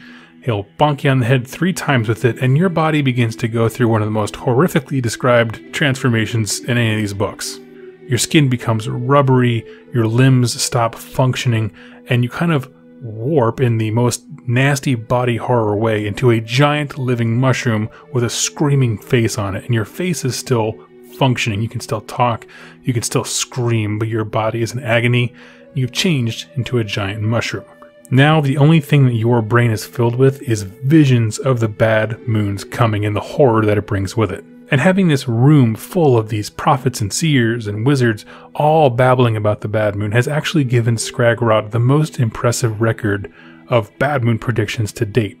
It cements him as an ongoing authority, true Loon King of the Gloomspite Gitz. He's made 4 such predictions of the Bad Moon passing, and each one of them has led to a great military win, so people have confidence in him. And again, it just kind of re-cements the bonds of all the sub-factions together. Troggoths know where they can get food, because when Skragrot says there's a fight, they trust him now. Spiderfang Grots know that they can get food for the Ragnars, as well as get out there and mix it up in combat, and the Moonclan Grots just see the Bad Moon coming and know they're going to collect all the shrooms across the realms. Like, he just appeals to every single one of the sub-factions with his accuracy and determination. Also, don't forget, somewhere there's just a room full of people who have been horrifically morphed by dark magic, who are just screaming in agony perpetually all the time. And so that is really it for all the leaders of the faction. So what makes them cool? Well, I think Skragrot is probably one of the most obvious ones, where he doesn't need an in-depth backstory because none of these characters really do. It's all just kind of madness and lunacy until someone gets uppity and then they start taking the lead. But I like that he not only did the things that a normal loon boss would do, but he also went a step further about being cunning and being like, I understand the game, right? So he kind of removed himself and was like, I can't rest on my laurels. I have to find a way to make this like a product I can keep selling to everyone else. And so he made the Asylum, which is super gross and unique, but it also shows just how absolutely BA he is as a character, that he understands the game he's stuck in, even though, according to him, the Bad Moon spoke to him. Like, it was an outside force that initiated it, but he is now playing the game like a master. As for the Gobblepalooza, the collection of 5 heroes, while they don't have individually a whole lot of lore, I would love to see small books come out from Black Library that really expand their roles and kind of give us a flavor of what they're like. Truthfully speaking, though, I love the idea of entourages. Like, I love when a leader has like a small group of trusted advisors or a certain like cabal of wizards. Like, I love that kind of like second tier of leadership that gets things done. and I think that they fit into the army super well at that level. As for loon bosses, I love the fact that the Battle Tome took some time to really hash out the fact that they're not, for all of the blessings and the great things they have going for them, they're really not physically impressive creatures. And that kind of emphasis on, I'm going to bring you down to my level, is something that saturates everything beneath them, right? Moonclan, Grots, Squigs, everything wants to bring you down. In game terms, it's a lot of debuffs, but I mean, just in terms of temperament, it's so much easier to cut your knee and you come down to my level than I get on stilts and go up. And as for the Fungoid Cave Shaman, I mentioned his stories and Malign Importance. He's always been a cool character. I love the creepy voice, just the way he looks is so sinister. It really adds to the feel of the kind of the warping abilities of some of these mushrooms and the environment that they're in. So this faction has been super fun to cover, and I do hope to do more videos for Gloomspite Gitz in the future. There's a lot more in this book, and so this isn't the end. This is the end of the week, obviously, but it's not necessarily the end of my coverage. I'll likely take a little break, but I'll come back to it in a little bit and explore some other stuff. But I want to ask you, which of these heroes is your favorite? For me, it's Skragrott, just because the Asylum is like the greatest kind of horror ever. I just love it. But the Fungoid Cave Shaman's a good close second. Tell me what yours are in the comments down below. I'd love to read it. Thank you all so much for watching, and happy wargaming. Welcome, wargamers, to the untamed wilds of Gioran, where if you listen closely, you can hear a disturbing sound. Cackling and screaming, but most distinctively, the weird sound of bouncing. Because today we're taking a deep look at a specific force from the Gloomspite Gitz, known as the Jaws of Mork. This faction was recently featured in White Dwarf issue 455, if I'm correct, and it was actually also mentioned in the Battle Tome for Gloomspite Gitz. It even had like this awesome Warhammer community article showing off some incredibly well-painted models. And so with that out of the way, let's dig into the lore behind the Jaws of Mork. So these mad grots come from the Iskian Veldt of Gioran. This is an open, uncultivated grassland, and it would be perfect for farming or colonization. No one really knows when the Gloomspite Gitz first arrived. Given their tendency to hide in these dark depths for extremely long periods of time without any sunlight or anything, they could have easily been there for centuries, but we just didn't know. This specific Gloomspite civilization remained fairly small for quite a long time. Again, people didn't know that they were there. That is, until the Overbounder came.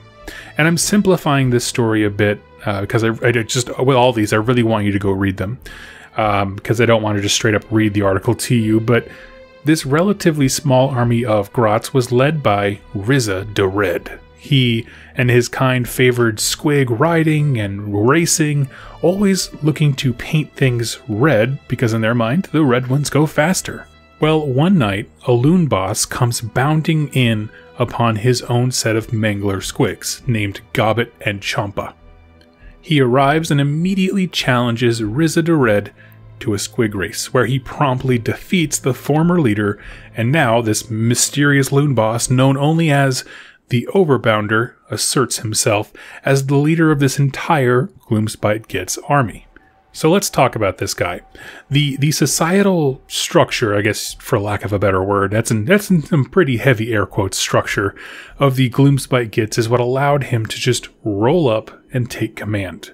Might makes right, and his ability to guide his squigs is the closest thing they have ever come to the idea as far as steering them. They don't really steer squigs, just kind of guide them along in a general direction. He's able to commune with the beast, meaning all squigs of all kind, in a way that no other loon boss can. And it may just be that they listen to him, or that he can actually guess the squigs' actions, like what they're going to do because he knows them so well, and he just kind of works around them. So it looks like they're in sync, even though it's just he understands how squigs act. But there's more going on here than just being a grot that gets along with squigs. No one knows the Overbounder's face or history, and for a species that tends to be incredibly boastful and arrogant, that's highly unusual. You see, he goes to war clad head in toe in thick metal armor. It's rough, it's jagged, there's tons of designs of like the moon etched into it. He speaks very little. He's incredibly aggressive in his military campaigns and is all around a very scary loon boss, one of the more fearsome ones out there. And he never takes that armor off. People don't know who he is. And so his goal, and of course the origin of his name, is to jump over the bad moon. So for those who don't know, the Gloomspite Gitz revere a strange celestial body they call the bad moon. It's literally a moon, sort of. Moons have an orbit. This one kind of zips around like a madman, but this moon has a mad, grinning face etched into it. And like I said, he zips around from realm to realm, attracted to any kind of machinations of the Gloomspite Gitz, and where the bad moon hangs in the sky, everything goes to hell. Fungal growths erupt from the grass and trees and even people. The endless hordes of grots teem to the surface in a manic excitement. People go crazy, unable to comprehend the horrors that the bad moon brings. And this guy's goal is to jump over it. Now, it's said very clearly, no one understands why he wants to do this, right? It's just a grot with a weird idea in his head, and even all the other ones are just like, I don't know why he wants to do this at all. But you know what? Every Gloomspite's into some crazy things, and so that's just what he wants to do. My personal interpretation of this is that since the bad moon is so integral into their mythos and their belief system, to jump over it is a true feat for the grots, a representation of true might. That a grot who can jump the bad moon would truly be chosen by Gorka Morka, the god of destruction armies. That it would be some valiant thing that a Gloomspite could do that would assert their dominance and power. And I've said this in a lot of these lore videos, but when you have a horde army where there's these, faceless teeming masses, it's really the leaders and heroes that set the tone and define the character of the faction. So the plans and machinations of, say, a Skaven warlord will be reflected in their army through which units they favor, the clans they deal with, and so on, and the same is true for Gloomspite Gitz. Each army, known as a scrap, is really kind of a cult of personality, where the biggest and the bestest rise to the top. They set the goals and the standard and vision for everyone beneath them. So in this case, we have a scrap of Gloomspite Gitz being led by Rizza the Red, who favors the use of squigs as cavalry. And then someone with no name, no history, shows up and schools him at squig riding. Okay, so the scrap, at this point, values squigs and cavalry, and all of that is just amplified. Maybe they don't all want to jump over the bad moon, but they certainly all want to be there watching him when he does, or when he fails miserably. And to do that, as well as join him in all the fun and the mayhem that it will cause, they need to keep up, which means they need to be riding squigs as well. And with all things Gloomspite Gitz, once there's an idea or a single grot that's able to get followers, things snowball very rapidly, because ideas, authority, and charisma are highly infectious to these little guys. Simply because it's exciting, it's fun, and typically very destructive. And so there was a time of being of squiggo, breeding and organizing, but then the army that we now know as the Jaws of Mork was born. And that's really what this story and what these rules try to encapsulate. So with their background and origins out of the way, what are the Jaws of Mork like? Well, in a word, I'm going to say unsubtle. The Overbounder's ambitious goal to jump over the bad moon requires one thing: the bad moon. And so much of the army's time is spent chasing it. So while they are based in Giran, they'll travel just about anywhere and cause all manner of destruction along the way. But this is an interesting idea because the bad moon goes where it pleases. So if you're an everyday citizen in an established city, first, you'd get hit with the bad moon, right? Sickness would run rampant, fungal growths exploding out of people, the streets filled with folks going mad, unable to grasp what's going on, the dim twilight the bad moon emits messing with your vision. This is a living nightmare for sure, but then the ground starts shaking. You can't be sure if it's your mind going wild or an earthquake because the moon is so low messing with gravity and stuff. But then on the horizon, there's this rolling mass of red bounding towards your walls. This is the mighty Squigalanche of the Jaws of Mork in pursuit of the Bad Moon, but now they're going to smash you real good. They just stumbled upon you and you're ripe for the picking. And also they are Gloomspite Gitz, so they seize opportunities when enemies are weakened or down or unprepared. They're spiteful little things. But also in a very real sense, the Bad Moon led them here. And this ragtag group of madmen atop very vicious wild animals smash into their victims' defenses in a tide of murder and insanity. Some squigs are big enough to jump clean over the walls and start thrashing the frightened people behind them, and others just start literally chomping through the stonework itself to kind of peel their way in. Either way, once they reach the innards of any town, hope is lost, right? Between the disorder caused by the Bad Moon and the erratic fighting, I'm going to say style, again, strong air quotes, of squig riders, there's very little hope of survival. A White Dwarf article points out a few specific encounters with the Jaws of Mork, or a Vanguard auxiliary chamber of Knights Excelsior, so that's the Vanguard Stormcast guys, launched an ambush upon them, hoping to smash the scrap, as sort of like an opening step to kind of taming this part of Ghiran.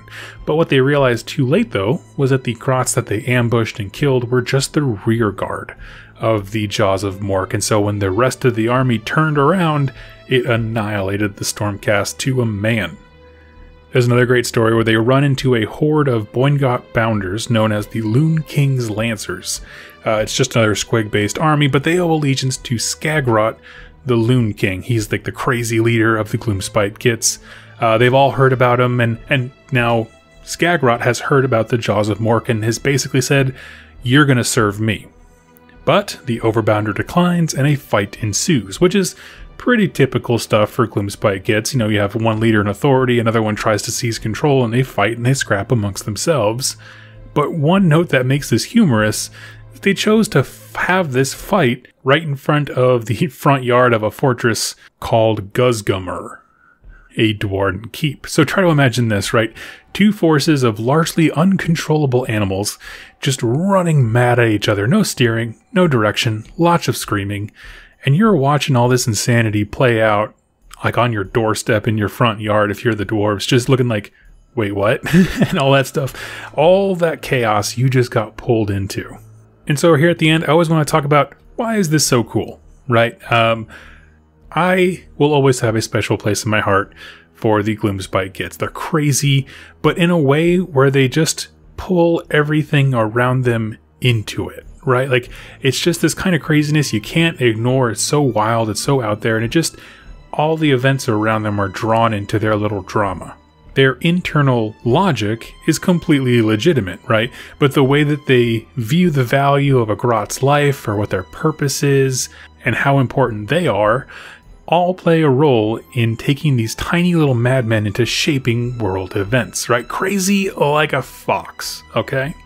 This seems like a really fun way to build a full squig army based on what's already there. Now, I know it's possible to do a full squig army already, but this just gives you some more rules, a little bit more oomph when it comes to actually doing that. Because, squigs, when it comes to the actual game, don't have as much bite, ironically, as you'd think they would, even though their mouths are half the body of the model.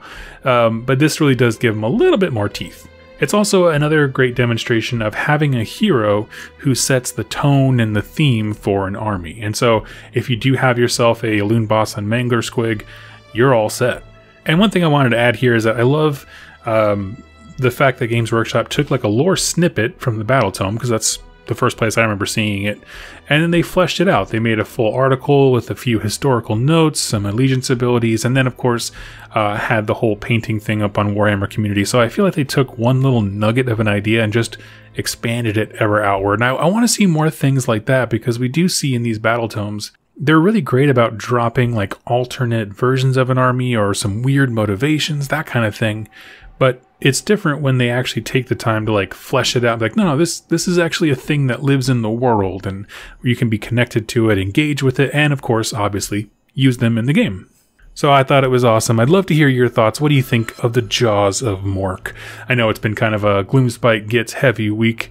It's just kind of the way my show notes panned out, but I'd love to hear your thoughts, and thank you all so much for watching this and listening today. Welcome, Wargamers, to the dark and dank caves of the mortal realms as we dive into another epic tale of war and madness.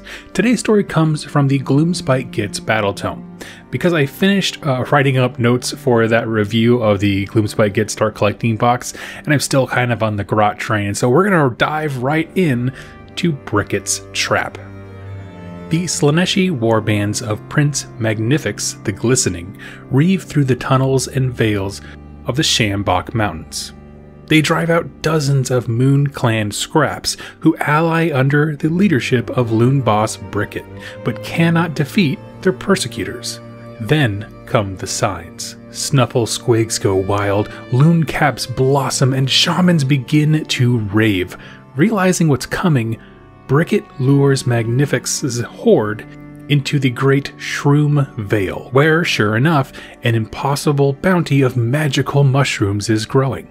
Driven to sate their hedonistic desires, the Slaaneshi worshippers fall upon the mushrooms and are plunged into a state of psychedelic bliss. Yet, as the bad moon rises over the vale, their euphoria turns to nightmares. Screams of madness and horror echo through the gloom as the Chaos Worshippers find fungus bursting from their bodies and their visions leading them to madness and auto-cannibalism. Only then do Bricket's Moon Clan hordes close in all around them, shivs glinting in the gloom. This is an excellent story with a lot of cool things that I want to unpack, and what I really like about it is that it just feels like a Gloomspite Gitz story, right? They keep getting beat down, but they use their cunning and guile as their best weapon. And only when there is an unfair advantage in their favor do they actually strike. And the setup feels like, like a fantastic tale that I would see easily in the Age of Chaos, of course Age of Sigmar, where there's a mountain range full of grots and the Slaaneshi warband that develops a taste for the mushrooms found in the grot habitats. And so a long campaign unravels as the Hedonites go from win to win, driving out dozens of Moon Clan scraps. But keep in mind, a scrap, as defined by a Moon Clan army, I guess you could say, isn't necessarily massive. Any group of, Moon Clan grots with a leader who's trying to raise his status could be considered a scrap. You could just as easily use that word for like warband or, horde or something like that. But regardless of how big each individual scrap was, giving them all a common enemy is an extremely bad idea, because that's kind of the only thing that can truly unite an army of grots. I get the impression that a scrap would try to fight, falter because of the overwhelming strength of the Slaaneshi warband, and then fall back, and that action, if done to enough scraps, snowballs all of these grots together, and eventually it leads to a loon boss named Bricket. We also get the idea that Bricket himself, with his new Gloomspite Gitz army, tried to have a head-on fight with the Slaanesh army, but failed, and I like that. I get the sense that he understood, or at least somehow understood, I can't just walk up and stab them, right? There has to be something else going on. This is an ongoing attack, and while the Hedonites are certainly able to win a bunch of stuff, they're unaware of the momentum that they are building in their enemy. So for example, Bricket certainly couldn't just walk up and fight the Slaaneshi warband, he'd lose. But because they kept pushing all of these different scraps together, they created their own enemy snowball that they now had to fight. Seeing that they can't take out the Chaos Army in a straight fight, just walking up to each other, the Gloomspite Gitz faction goes the way of Mork and gets real cunning real fast, essentially laying one heck of a trap. At some point, falling back turned into luring forwards, meaning they started pulling the enemy towards the Great Shroom Vale, which in a mountain range is probably just a nice open space between peaks, where the dew can settle, and it would probably make a great farm ground for fungi and shrooms and the like. Now, from the Slaanesh warband perspective, they have no reason to doubt that this is just the scrap getting pushed back further and further and further. And I can easily see like the Slaanesh Lord here, Magnifix, coming up and saying like, well, you know, we've pushed them all the way back to what is probably their most precious spot, right? It has all the shrooms there. It looks like maybe we finally won, because this would kind of be like their last stand, right? There's no way that they would just give up this place willingly. We must have pushed them out of the mountainside. This is a big win. And one thing I love is that Brickett did all of this knowing what was coming, right? I love that the Bad Moon has these like dead giveaways for those who know what to look for, right? And it allows the Grots to scheme and plot along with it. And so the Bad Moon rises, and wherever this thing is in the sky, everything goes wrong. Okay, people spontaneously go insane. The mushrooms burst from the ground and also from your skin. Psychedelic poison effects, you know, just kind of erupt into your mind.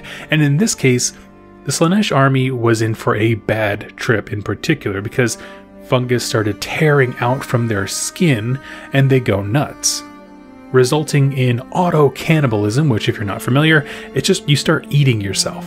Whether or not they're trying to eat the shrooms that are growing out of them, or they're so crazy that they're just like straight up eating their hands and their legs, I don't know, but it broke them in a big way. And of course, that's when the Gloomspite Gitz attack again. I like it because it exemplifies the Grots of the Gloomspite, right? They're very fractured. Each scrap is acting like its own little gang, and it can be in size from like a warband to a full army if it's small enough. And yeah, you can beat them on the battlefield, but all you do is push those Grots who escape into another scrap, which grows until they can fight on their terms, which usually involves something super sneaky and generally underhanded when they snap back. Now, I'll be honest, this probably has the fewest details in it of all the stories that I've covered, and so we're going to chat about the armies as much as possible, but understand there's a ton of freedom here. So when it comes to the Slaanesh army, all we really know is the leader, Prince Magnifix the Glistening. And you know, it's a good name because it makes me wince, right? Glistening just sounds like he's just kind of weirdly moist all the time. But there's something interesting about that name. He isn't a king, nor is his title making it seem like he's the pinnacle of anything. And so the reason that's important is I get the sense that he's not part of the Pretenders. If you know much about the Slaanesh lore and the way they do their armor building, essentially there are 3 allegiance abilities, one representing each reaction to the absence of Slaanesh. Those who are Pretenders assert themselves as the next Slaanesh, hoping to seize the throne. Then there are the Invaders, who revere Slaanesh by doing things that he loves, like excess violence and moving around and destroying things. And lastly, there's the God Seekers, who literally, name is exactly what they do. They go around looking for Slaanesh. Now, of those 3, I would probably go with Invaders, but that's just me. And I say that because nothing in the name makes me think that he's asserting himself as deity. There are Slaaneshi Lord names where it's like, you know, the all-encompassing god, or you know what I mean? Like, I'm the Lord of Pleasure. Like all these very like lofty, big up there titles. Nothing quite like that. And also, nothing about the story indicates that he's actively searching for Slaanesh. They're just out looking for a fight and some trippy shrooms. We've all been there. It's alright. And while choosing the host your Slaanesh army is from is important for rules reasons, each of them also has a fantastic kind of thematic setup for an army's motivation, and that's kind of what I'm trying to capture here.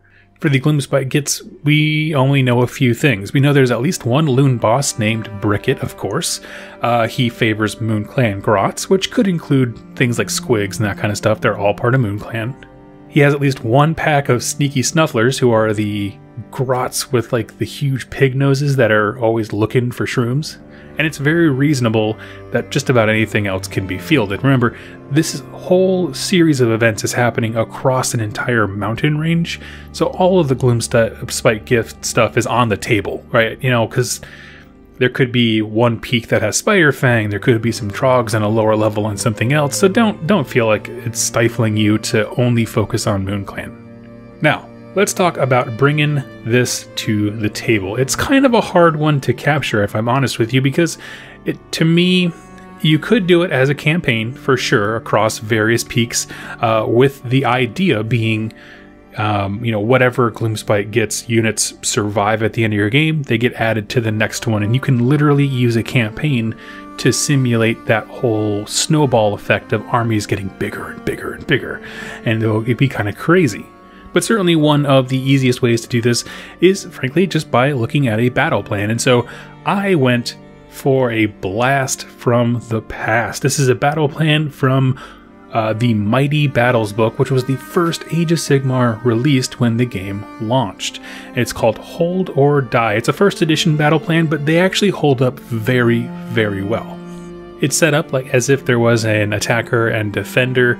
Essentially, the attacker, or the invader in this case, picks a point on the battlefield, and they have a 9-inch bubble to work with. So it's 18 inches from side to side type of thing.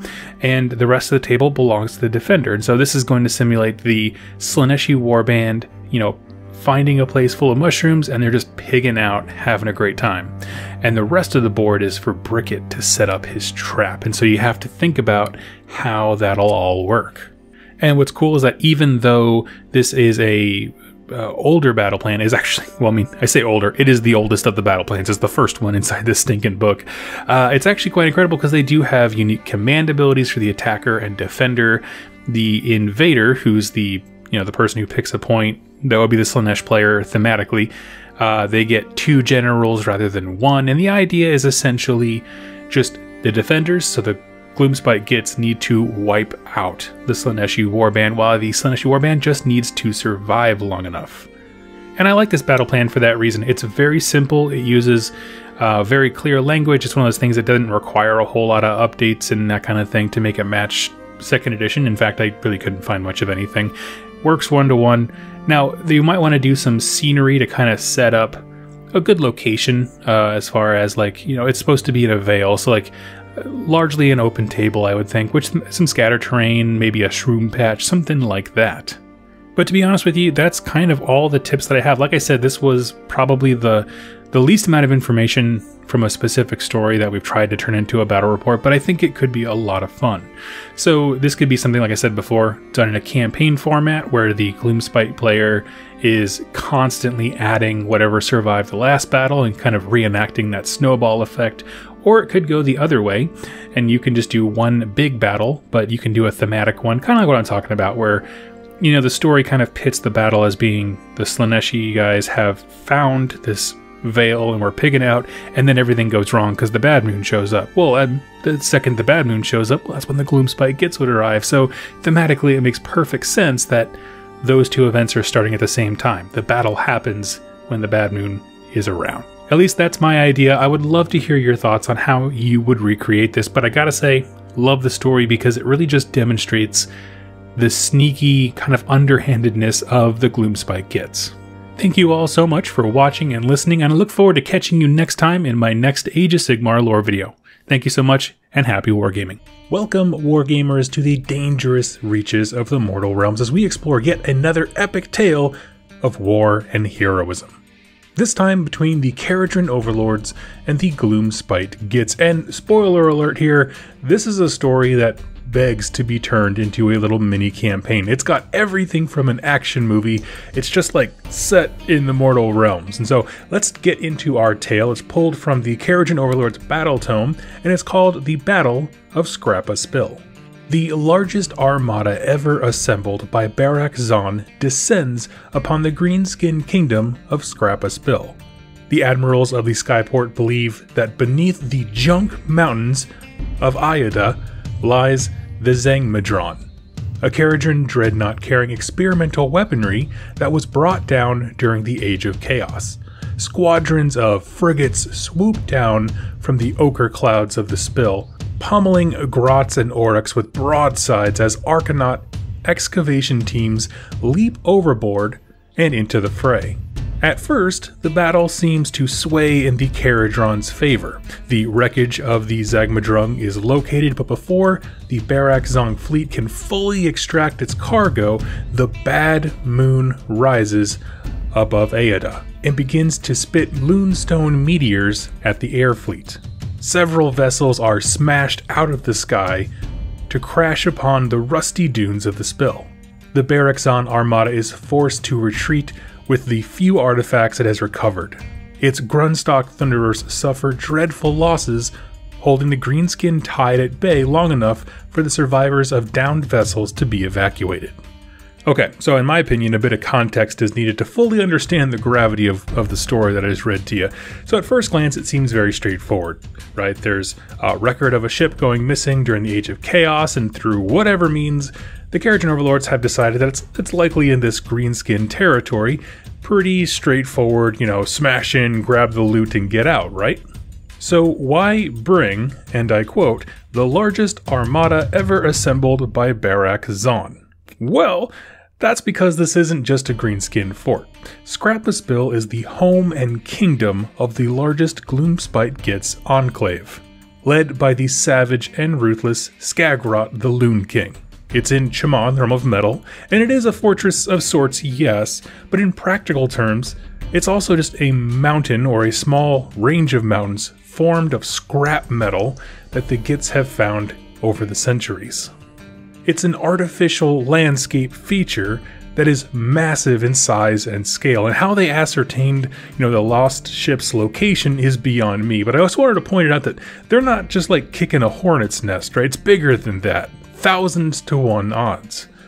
Also, you heard me mention a place called Ayada. That's just kind of like the area around it, where Scrapaspill is located. So that's like, the literal stage of like the location and stuff, but the actual military action itself is nuts, and goes back and forth like every awesome battle scene does. Descending from the thick, polluted clouds above Scrapaspill, like they were literally called ochre clouds, Baraxon fleet bombards the snot out of that place. Now, given the design of the KO ships, I imagine in my mind, it's like flying concentric rings where they have the guns on the side just all kind of pointed down at the ground, and just like a hurricane made of gun trying to clear out a landing spot for the Arcanaut.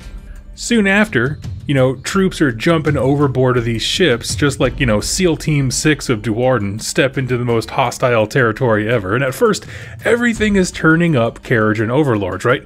They find the ship, it's loaded to the gills with guns still, which means obviously they haven't messed with it too much, and they start trying to recover it. And I imagine, just based on what we know about Grots, what likely happened is that the initial barrage scared the hell out of them, and while hundreds may have died, everyone else just kind of scattered. But Grots have this tendency to scatter and then reform very, very quickly and come back stronger for an attack. That is to say, as Grot, warbands and groups kind of retreat, they get absorbed into larger big ones, and boom, near instantly, there's this army sitting right there. It's just whatever loon boss has the most charisma, the most personality to bring under his heel, that kind of stuff, all of a sudden you can very realistically have an army formed very quickly amongst Grots.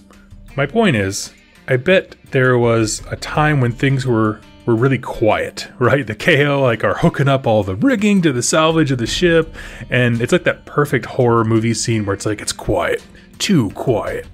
And it's at this point that the winds change direction. The sky darkens, the ground seems to come alive with activity as small growths begin popping up. Mushrooms and other fungal growths seep up from the earth because the bad moon has come. Now, if you're not familiar with the bad moon, I'll make it real brief here. It is a celestial body that is the source of worship of the Gloomspite Gitz. They see it as a blessing and sign, or even an avatar of their god, Gorka Morka. And when this thing hands in the sky, your world becomes a living horror film, right? It gets dark, there's this sickly green glow. As I mentioned before, the earth erupts with sickly life in the forms of, slimy mushrooms and other exotic flora. And people just straight up go insane, right? Maddened by the presence of the bad moon. And very importantly to our story, little bits of the bad moon splinter off. You see, for the Gloomspite Gitz, life is about using whatever natural resources they can get a hold of, which is why so many of their units use and reference mushrooms, hallucinogenic or otherwise, because it's kind of the prime flora in their chosen environment, which is caves. Makes perfect sense. Well, when the bad moon appears, it gives the green-skinned children their most prized resource, Loonstone. It's just like little bits of the meteor kind of splinter off and land on the ground. Nothing too big or grandiose in normal circumstances. But you have this armada in the sky, right? You have, stunty SEAL Team 6 on the ground trying to get the prize, and boom, all hell breaks loose. Lunestone meteors rocket from the sky and, in a twist of irony, bombard the KO fleet with attacks from above. Several ships straight up explode. My mind goes to the image of the movie, I don't know if you remember this from forever ago, Armageddon, right? Just massive fire trails of meteors just punching straight through anything they touch. And at this point, the quick smash and grab job they had planned becomes a situation where it's possible that dang near most of the Skyport's military is wiped out. Again, the largest armada that they've ever formed. Their leaders sound the retreat and evacuation begins. Now, the Keragen Overlords have recovered some amount of the technology, but not all of it by a long shot.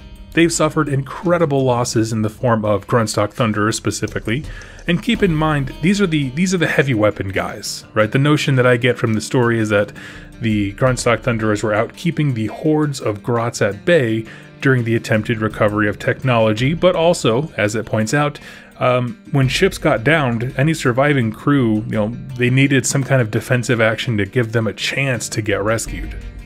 Now, here's really why I wanted to talk about this and why I think this tale is so cool. You have two very different perspectives here, and they're different from the kind of storytelling that we usually get, okay? So on the Keragen Overlord side, it's a massive tactical military endeavor, right? An epic tale of recovering that which was lost to us and valiant and bold tactics. And like I said, it's an action movie. Like, if this was a bank heist, right, that happened in the real world and no one got killed, I'd be like, yeah, you know what? Let him keep it, right? That's hella impressive, absolutely. It's just this crazy orchestration of ships and lots of moving parts and, I don't know, just doing things very, very quickly.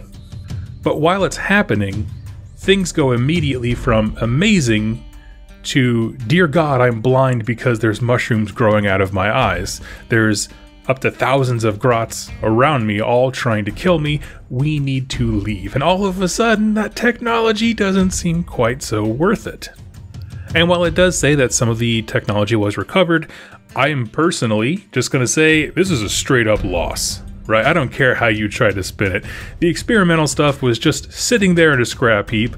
It's not like they couldn't let it fall into enemy hands, right? There was no urgency to this. It's been there just chilling since the Age of Chaos when they lost the ship.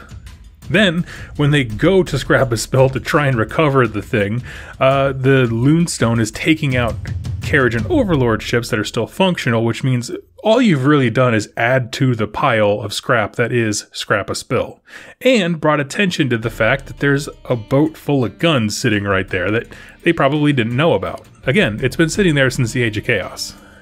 And they lost many, many soldiers, but on the flip side, it's like, whose fault is this, right? Like, what a weird conversation has to happen amongst Keragen Overlord leaders after the fact of sorry I failed you, but honestly, how was I supposed to know that a rogue celestial object that's worshipped as deity would pop up and turn this place into a hellscape? You know what I mean? Like, at every level, this was an unsatisfactory venture for the Keragen Overlords. But then, to me, the more fun part is thinking about the other side of this, because technically, these Grots are the innocent ones who got invaded, right? They're just chilling at home, cracking open cold ones with the boys, and then immediately, without warning, are getting blasted apart from the sky, not because of anything you necessarily did. Again, the ship's just in a pile somewhere. We have no evidence to think that they were, trying to use the weapons or anything. There's just a piece of junk nearby that somebody else wants. And so, pure pandemonium ensues. The icon of your god shows up. It's just imagine literally if God just peeled the clouds back. It was like, hey, coming in like the Kool-Aid man, blowing up ships from the sky. And I just imagine myself as one of those Grots just kind of standing there watching all this happen and just being like, what the hell is going on? But super quickly, it's all over, right? The KO are gone. They left a couple of ships, which was kind, I guess. And there's mushrooms and moonstone all over the place. So yay, I guess. I don't know. Weird day. What a roller coaster of emotions that had to have been for every Grot in that little area. That was just hilarious to me. I want a Black Library book that paints the Gloomspite Gitz as the heroes being attacked, right? Just kind of like reskin that terrible Pearl Harbor movie, but it's like all Grotch trying to figure out what the heck's going on, and then like Morgan Freeman as the Bad Moon comes in and scares away all the planes. That's my in real life retelling of this story, you know. But it's just bad acting everywhere. Everyone's like freaking out, just like, what's going on? And then all of a sudden, you know, this deity level thing that you're trying to worship just pops up out of nowhere when things are really crazy. It's just like, what next? What now? What now? But getting back to kind of why I started this video, the real core of why I like is that it's perfect for a campaign, because to me, a good little mini campaign is breaking down a story into multiple sections and then playing those out. So for example, you know, the aerial assault, maybe if it's between a KO and Gloomspite Gitz player, the KO guy brings all ships the first game, regardless of battle line and that kind of stuff, just thematically brings all ships, and he's trying to annihilate the enemy. The second one would be hold out as long as you can, which would be maybe the Kharadron overlords being attacked by waves and waves and waves of Gitz. And then the third one is just retreat, of just, you know, whatever, however you want to simulate the Kharadron overlords trying to leave the battlefield. It's the perfect format. It's a nice little 3-part play, and it summarizes one coherent story. Anyway, I thought it was just very entertaining to think about, you know, the warden just hopping over the side of the ship, you know, rappelling in, and then all of a sudden the Grotch just having what was otherwise a normal day until, like, they got obliterated and then God showed up, you know. Mix of emotion. I'm going to call it 6 in one, half a dozen the other, with good and bad there. But I'd love to hear your thoughts. Tell me what you think in the comments down below. Thank you so much for watching and listening, and I hope to catch you in my next Age of Sigmar lore video. Welcome, Wargamers, back to the eerie dark woods of the Mortal Realms as we tackle a faction that's caught my interest since its Battletome debut. That is, the Spider Fang Grots. Now, the information for today's subject comes out of issue 459 of the White Dwarf magazine, and it's about a specific clan, or kind of a mega group, really, of Spider Fangs known as the Grim Scuttle Tribes. But the thing is, we've had very minimal lore about the Spider Fang tribes, specifically in the Gloomspite Gitz book. It kind of glosses over them just a smidge, kind of just yada yadas a bit. So I like that in describing a specific sub-faction, they take the time to flesh out the lore on Spider Fang as a whole a little bit more. So that's exactly what we're going to do. We're going to start wide, touching on what Spider Fang are in general, and then narrow it down to this specific collective that exists in Shyish. So who are the Spider Fang tribes of the realms everywhere? Well, long ago, far back in the Age of Myth, the Greenskins, a term for orcs and all Grots, were far more unified. Not unified like behind a specific banner, but as a species, they mingled more. In fact, the old Warhammer Fantasy Battles book used to be called Orcs and Goblins. But something happened in the far back history that is hotly debated, but it ended in a split. Without much explanation, orcs went one way, some shooting off into little subspecies like Iron Jaws or Bone Splitters, and the Grot split as well. Many seeking the dark shelter and dank caves of the realms, they kind of grew and evolved to be called Moon Clan Grots. Others retreated to the incredibly dark, impenetrable forests, and these would later become Spider Fang. Now, the reasons they went to these various locations, the Grots anyway, the caves and the forest, is pretty simple. Grots are fairly weak and pathetic individually. Especially now that their muscle, meaning the orcs, are gone. Whatever caused the split, it's never touched on, never explained, but you know, the orcs provided a service in protection for the Grots. Well, so because the protection was gone, they wanted some environment that made them feel secure. And so these cramped, tiny spaces, whether it's cave or forest, were perfect. And over the long centuries that these Grots remained in their preferred environments, they began to change and diverge more and more. I've covered the Moon Clan Grots more extensively, and how they basically adapted to being a mushroom-based culture that lives in the dark and waits for the bad moon on a particularly dark night to go out raiding. Well, for the Spider Fang, their societal evolution took a very different turn. You see, the deep forests are not safe either. There's wandering Sylvaneth that would hunt out any trespassers. There's malformed beasts surviving the ravages of chaos that would wander in. and the myriad of arachnoid species that infest the realms. Spiders big and small, both poisonous and venomous in any combination. And it's with these different spider species that the grots from long ago began to change. At first, the smaller spiders were just food, but like I said, some are poisonous, you can't eat them. But then they learned that they could make all kinds of weird potions and toxins from the quote-unquote bad spiders. But they were still being eaten by the larger ones, meaning that huge spiders the size of dogs and stuff would come and just kind of carry a grot away every once in a while. But over time, these two wildly different species began to coexist. It's not said exactly how the first spider was mounted as a cavalry unit, but once it happened, their path was set as a society. In fact, the spider's ability to provide the now Spider-Fang with everything they needed became the foundation of their religion.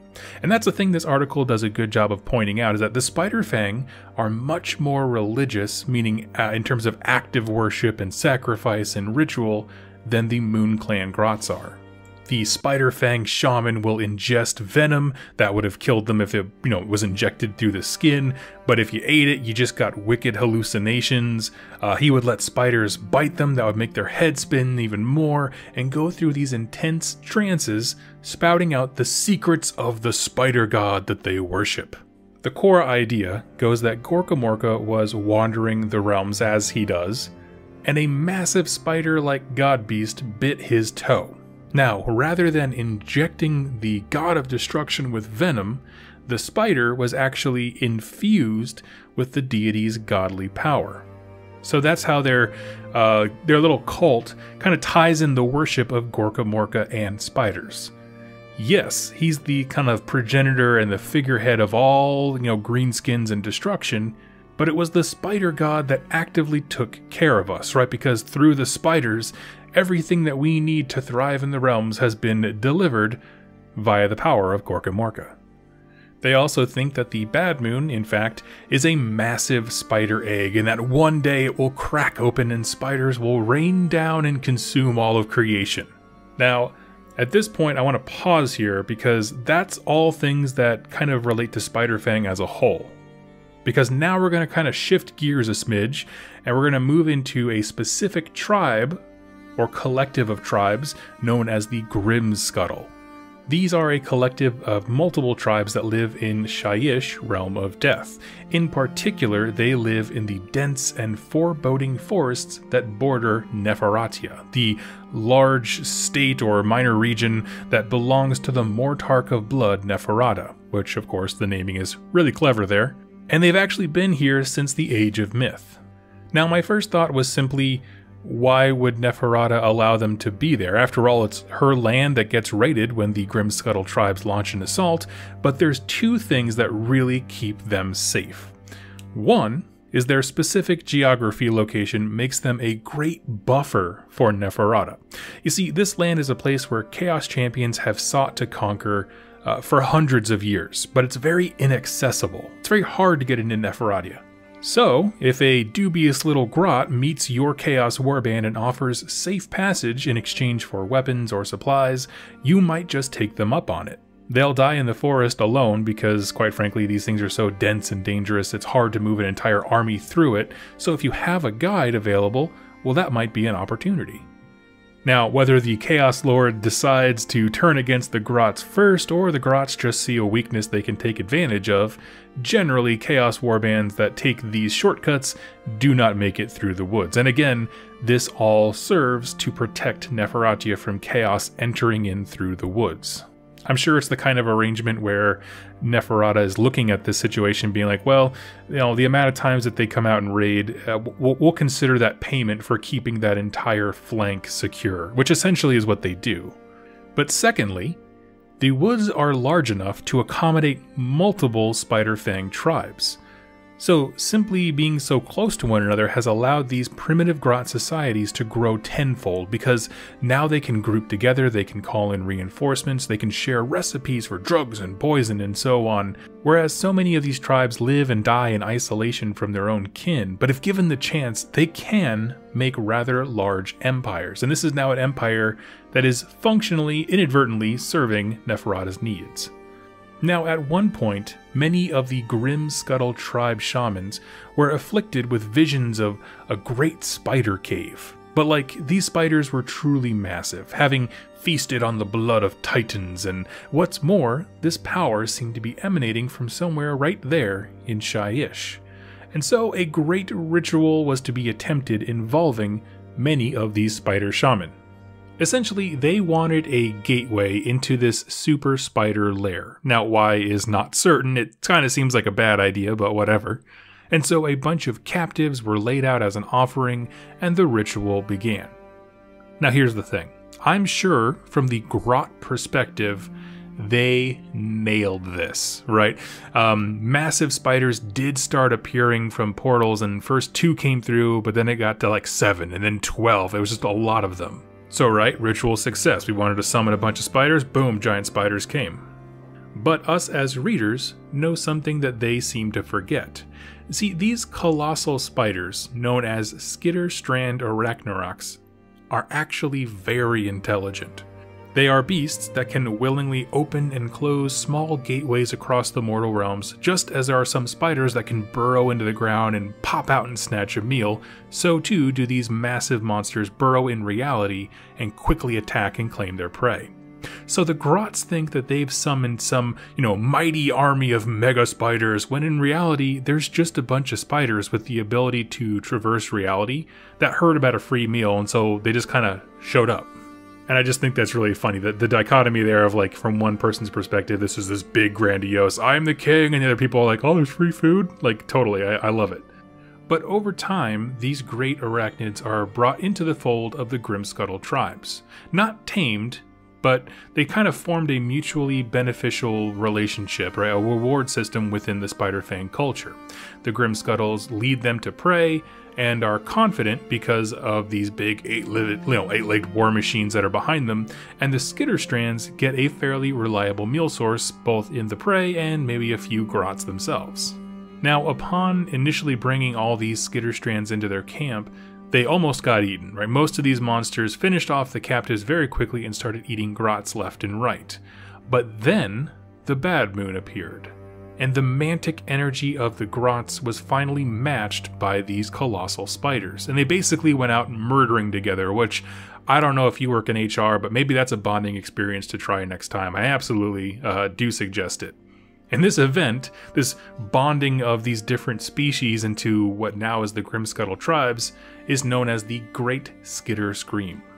And really from there, the bulk of the article details kind of how they fight, which is somewhat unusual for a grot. Basically, they're an all-cavalry army, and they lean heavily into hit-and-run tactics. But what sets them apart from other Spiderfang are traps. Where most grots, spend their time in the nights before battle, boasting or getting high, the Grimscuttle tribes are setting traps. Holes dug deep into the earth, spikes are planted, venom is placed on arrowheads, and the site and time of the battle is carefully considered. It's not grand strategy per se, but it's a lot of cunning. And I'd say these are the most predatory grots we've encountered. MoonClan, of course, are malicious and dangerous, but they kind of act like a somewhat neutral, violent race. They just are destructive at everybody kind of a thing, whereas Grimscuttle actively stalk and hunt their prey, just like their patrons, the Skitterstrand Arachnaroks do. But as always, I want to turn and focus on why this lore is so cool to me specifically, and what is gripping about it, what does it mean for the faction, because there's quite a bit here. And we're going to get to that right after a very quick word from today's sponsor. So why is this all so stinking cool? Well, one of the things I love about the Skitterstrand kind of lore they gave us is that this is yet another evolution to match the environment. And I've talked about this a few times with Age of Sigmar, is that the setting allows for some of the most crazy awesome environments, and the most fun thing is seeing how creatures that we understand, orcs, dwarves, goblins, humans, that kind of stuff, like from Tolkien-esque fiction, how they adapt to really match and thrive in those environments. We talked about MoonClan and how they evolved into caves, right? They found squigs in there, they tamed them, both as somewhat tamed, I should say, as mounts, they use them as food, beasts of burden, all these kinds of things, as well as all the different fungal growths that evolved in these cave systems. Well, we have something very similar here, except replace, squigs with spiders, and much more of a religious kind of centric feel. But what it really is describing to me is that grots are just so adaptable. Not just with, how they interact with their natural environment, but the Grimscuttle are unique in that they've also adapted to some level a political evolution, right? That they are a coalition of grot tribes. I absolutely think that's fascinating, that they are bigger and badder. There's no one single Grimscuttle, they are collective. And what that means for their society, because typically, like I said, these bands tend to be pretty well scattered. But in addition to how they relate to one another, there's also how they relate to Neferatia. Unintentionally, of course, they're acting as a barricade, but that kind of like ecosystem of how different races inadvertently help and hinder one another, to me, is really interesting. Like, I just think it's so fascinating when we see the cause and effects of where societies have landed themselves. And even if they never have a book where Neferata interacts with these guys, I'm still happy that it exists. I'm still happy that, like, there's some kind of description given up to, like, how come Chaos guys don't just go for a walk in the woods and invade Neferatia that way? And it's like, they are why. The Grimscuttle are why. One of the things I'd like to see, especially because, lore has kind of evolved a little bit since the book came out, is I'd love to see some real spotlight on different kinds of spiders in the realms. If you're not familiar, for example, in, say, Soulbound, in the city of Brightspear, one of their main exports is fire silk, because there's a type of spider that has sort of a warm, like it's a web that retains warmth very well, and so it keeps you, cold in the summer, hot in the winter kind of a thing. But we don't see a whole lot of like diversity in what the different kinds of spiders do in the Gloomspite Gitz book. So I think that would be a really cool thing. Like, depending on what realm you're from, maybe that just kind of shades, how the different spiders act, what their strengths and weaknesses are, stuff like that. I would love to see it. The next cool thing I want to touch on here is that I love that the Bad Moon just appears. Can we just say that the Bad Moon is probably the coolest thing ever in all of Age of Sigmar lore, right? I don't know how much intelligence it's supposed to have, but it just kind of pops up, and it's not just about like the Bad Moon pops up and people go insane and everybody dies, right? The Bad Moon pops up and the nature of destruction armies change, right? The natural wildlife of the Ragnars in this case blended with the grots. It's just kind of this interesting thing that pops up, and it's like, it's destruction time, and that could mean a lot of different things. In this case, it meant bonding, you know what I mean? Which is just a fun idea. So I like that more than just the Bad Moon appears and grots come out and kill everybody. It's like that. No, it's very simplistic, but I like the idea of like the Bad Moon appearing and some drama, some relationship, something within destruction ultimately changes and becomes stronger for it. And the last note to touch on here is that I kind of hit on it towards the end of the lore segment, but these are predators. They have rejected the idea of being small and weak, which is kind of a fundamental thing for a grot, and they found a way to become a true threat. They stalk their prey, they lay traps, they trick and deceive chaos warbands to coming through the woods, and I'm sure that they have kind of planned out routes to take them based on, when the best time to strike their foe is and that kind of stuff. I love it. And there's just something about when a tiny little creature like a grot gets really confident, right? Confident as a hunter, that just spells the doom of many, many people. And I think it's absolutely fantastic. So I'd love to hear your thoughts, friends. Let me know what you think about the Grimscuttle as well as kind of Spiderfang in general.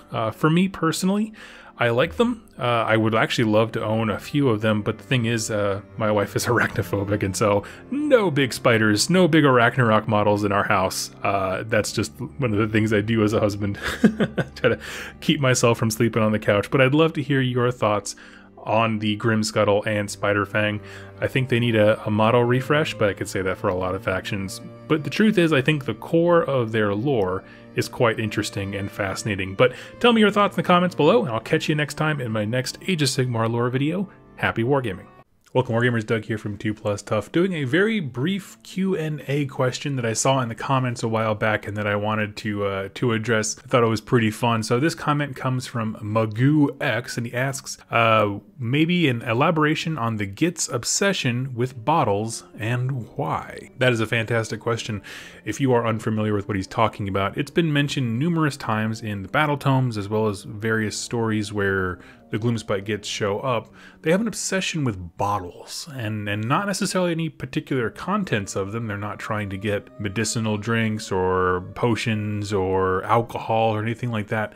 They literally just kind of hoard containers of any kind. And so let's talk about why that is. The Gloomspite Gitz are a type of git, or greenskin, a goblin essentially, that adapted to life within the dark subterranean caves of the mortal realms. Now these could look wildly different from one another. They're typically extremely low light conditions, very like a lot of moisture on the walls. There's algae, there's fungus, there's mushrooms. And all of these things kind of work into the Gloomspite's lives by allowing them to produce food, drink, poison, toxins, all that kind of stuff. All of their technology, medicine, and understanding of the realms really is isolated to what is inside of their caves, inside of their natural habitats. So you take that fact and you put it to the side, and then you move into the idea that the Gitz themselves are diminutive little creatures who all want power. Who's the most powerful among them? Well, it's going to be your biggest and your strongest, so that's going to be like your warlords and that kind of thing. But also shamans and mystics and wizards all have sort of a special tier of power that general Gitz don't have. If you happen to be one of the rare Gloomspite that's able to wield magic, you are already stronger than those around you. But because of the sheer number of Gitz, they're not alone. So all of these little coteries of wizards and the warbands that they can kind of wrestle to get to do their bidding are all competing with one another. Okay, so that's our second point. A lot of competition between low-level wizards. We'll put that second thing in the pin in there. The third thing here to mention is the fact that their technology level has not reached a point where they can blow glass, essentially. They can't create glass items, or any kind of container they have is exceptionally crude. So think like leather pouches, which are not the best for some materials, that kind of thing. You also don't want a material that's going to react with whatever you put in it. So say you use like a leather bag for carrying water. If you load it up with like poison and fungus, is it going to then twist and mutate your packaging so that it rots and falls apart, or is the leather going to have an effect to reduce the effectiveness of whatever's inside? Again, it's reactivity. When you put all those things together, their level of technology, how many people or minor wizards are trying to battle for power, combined with the restrictions of their natural environment, you get a recipe for a lot of wizards wanting to use their magics and use whatever potions and poisons and concoctions they can come up with, but no means to transport or deliver them upon their enemies. This is where bottles come in. You see, if a Gloomspite Gitz horde can go out to a town, raid it, and collect as many bottles as they can, right? Let's say your average little warband of Gitz goes out, gets 50 bottles, right? It could be moonshine jugs, it could be like tiny little vials for like special medicine, anything. Just scoop up anything they can, bring it back to their little head wizard. That wizard can then create poisons, toxins, give them back to his troops, so now they have better weapons than their opponents, and they can slowly begin to rise in rank within the Gloomspite Gitz society, multiplied by the number of tiny little warlords that are all trying to do the same thing. Because a poison or a potion is no good if you can't get it to where it needs to be used. The way that I liken it is to bullet casings, right? Imagine if the world had all the stuff to make bullets and all the countries and that was equal, but there was a limited amount of bullet casings. Well, then we would all be scouring and trying to clamor for them, because whoever has the most of those can get the most bullets, ergo the most weapons, the most demonstration of power. Now keep in mind, this integrates into their society in a lot of different ways. Up till now, I've painted the picture of wizards kind of being the premier leaders of troops that are able to get those kinds of things and band an entire army to themselves to go get bottles so then he can re-equip them and that kind of thing. That's of course not how it always goes. A lot of times, martial leaders will rise within the Gloomspite Gitz, those who aren't magically gifted, but they have a lot of might and a lot of charisma and a lot of Gitz follow them. Well, a wizard might go to them, this little warlord, and be like, hey, I will give you my services if you can procure me bottles and resources from my research, my magical research. In this way, you have a fighter Git on top, a wizard that's kind of, it's still a hero, but below him and kind of to the side, but they all still have a mission to go out and get bottles because it benefits all of them. The more Gitz you have out looking for containers and things like that, the more health potions, the more poison that you can bring out, and then give it to your enemies or give it to your heroes when they get injured and somehow don't die from a 4-wound weapon. Now this does raise an interesting question here of what would happen if the Gitz figured out how to make glass containers themselves. Like if they, instead of going out and raiding that kind of short-sightedness of just taking what's already existing, and instead went back and learned how to like reverse engineer glass, whatever Git does that, I imagine would be fairly invincible. Like not literally invincible, any of them die to a stiff breeze, but in terms of adding something to a civilization, it's like a technology jump that it missed, right? Like they got all these things to use glass bottles in, but they didn't actually develop the technology to use or make glass bottles. So if one clan were to figure that out, they have an immediate advantage over everyone else, or at least a bit of leverage that they can offer to a wizard or warlord to be able to get rich. Now that's from the practical side of things. I do truly believe that part of the deal with goblins and bottles is to give them a funny little side mission that they always want to do. Like just by virtue of that arrangement of how valuable containers of any kind are, it gives them a reason to hit any trading caravan, because the caravans also need those bottles to transport things from point A to point B. Gives you a chance to raid on any settlement, and this could be for death factions, order, chaos, it doesn't matter. All of them use containers of some kind.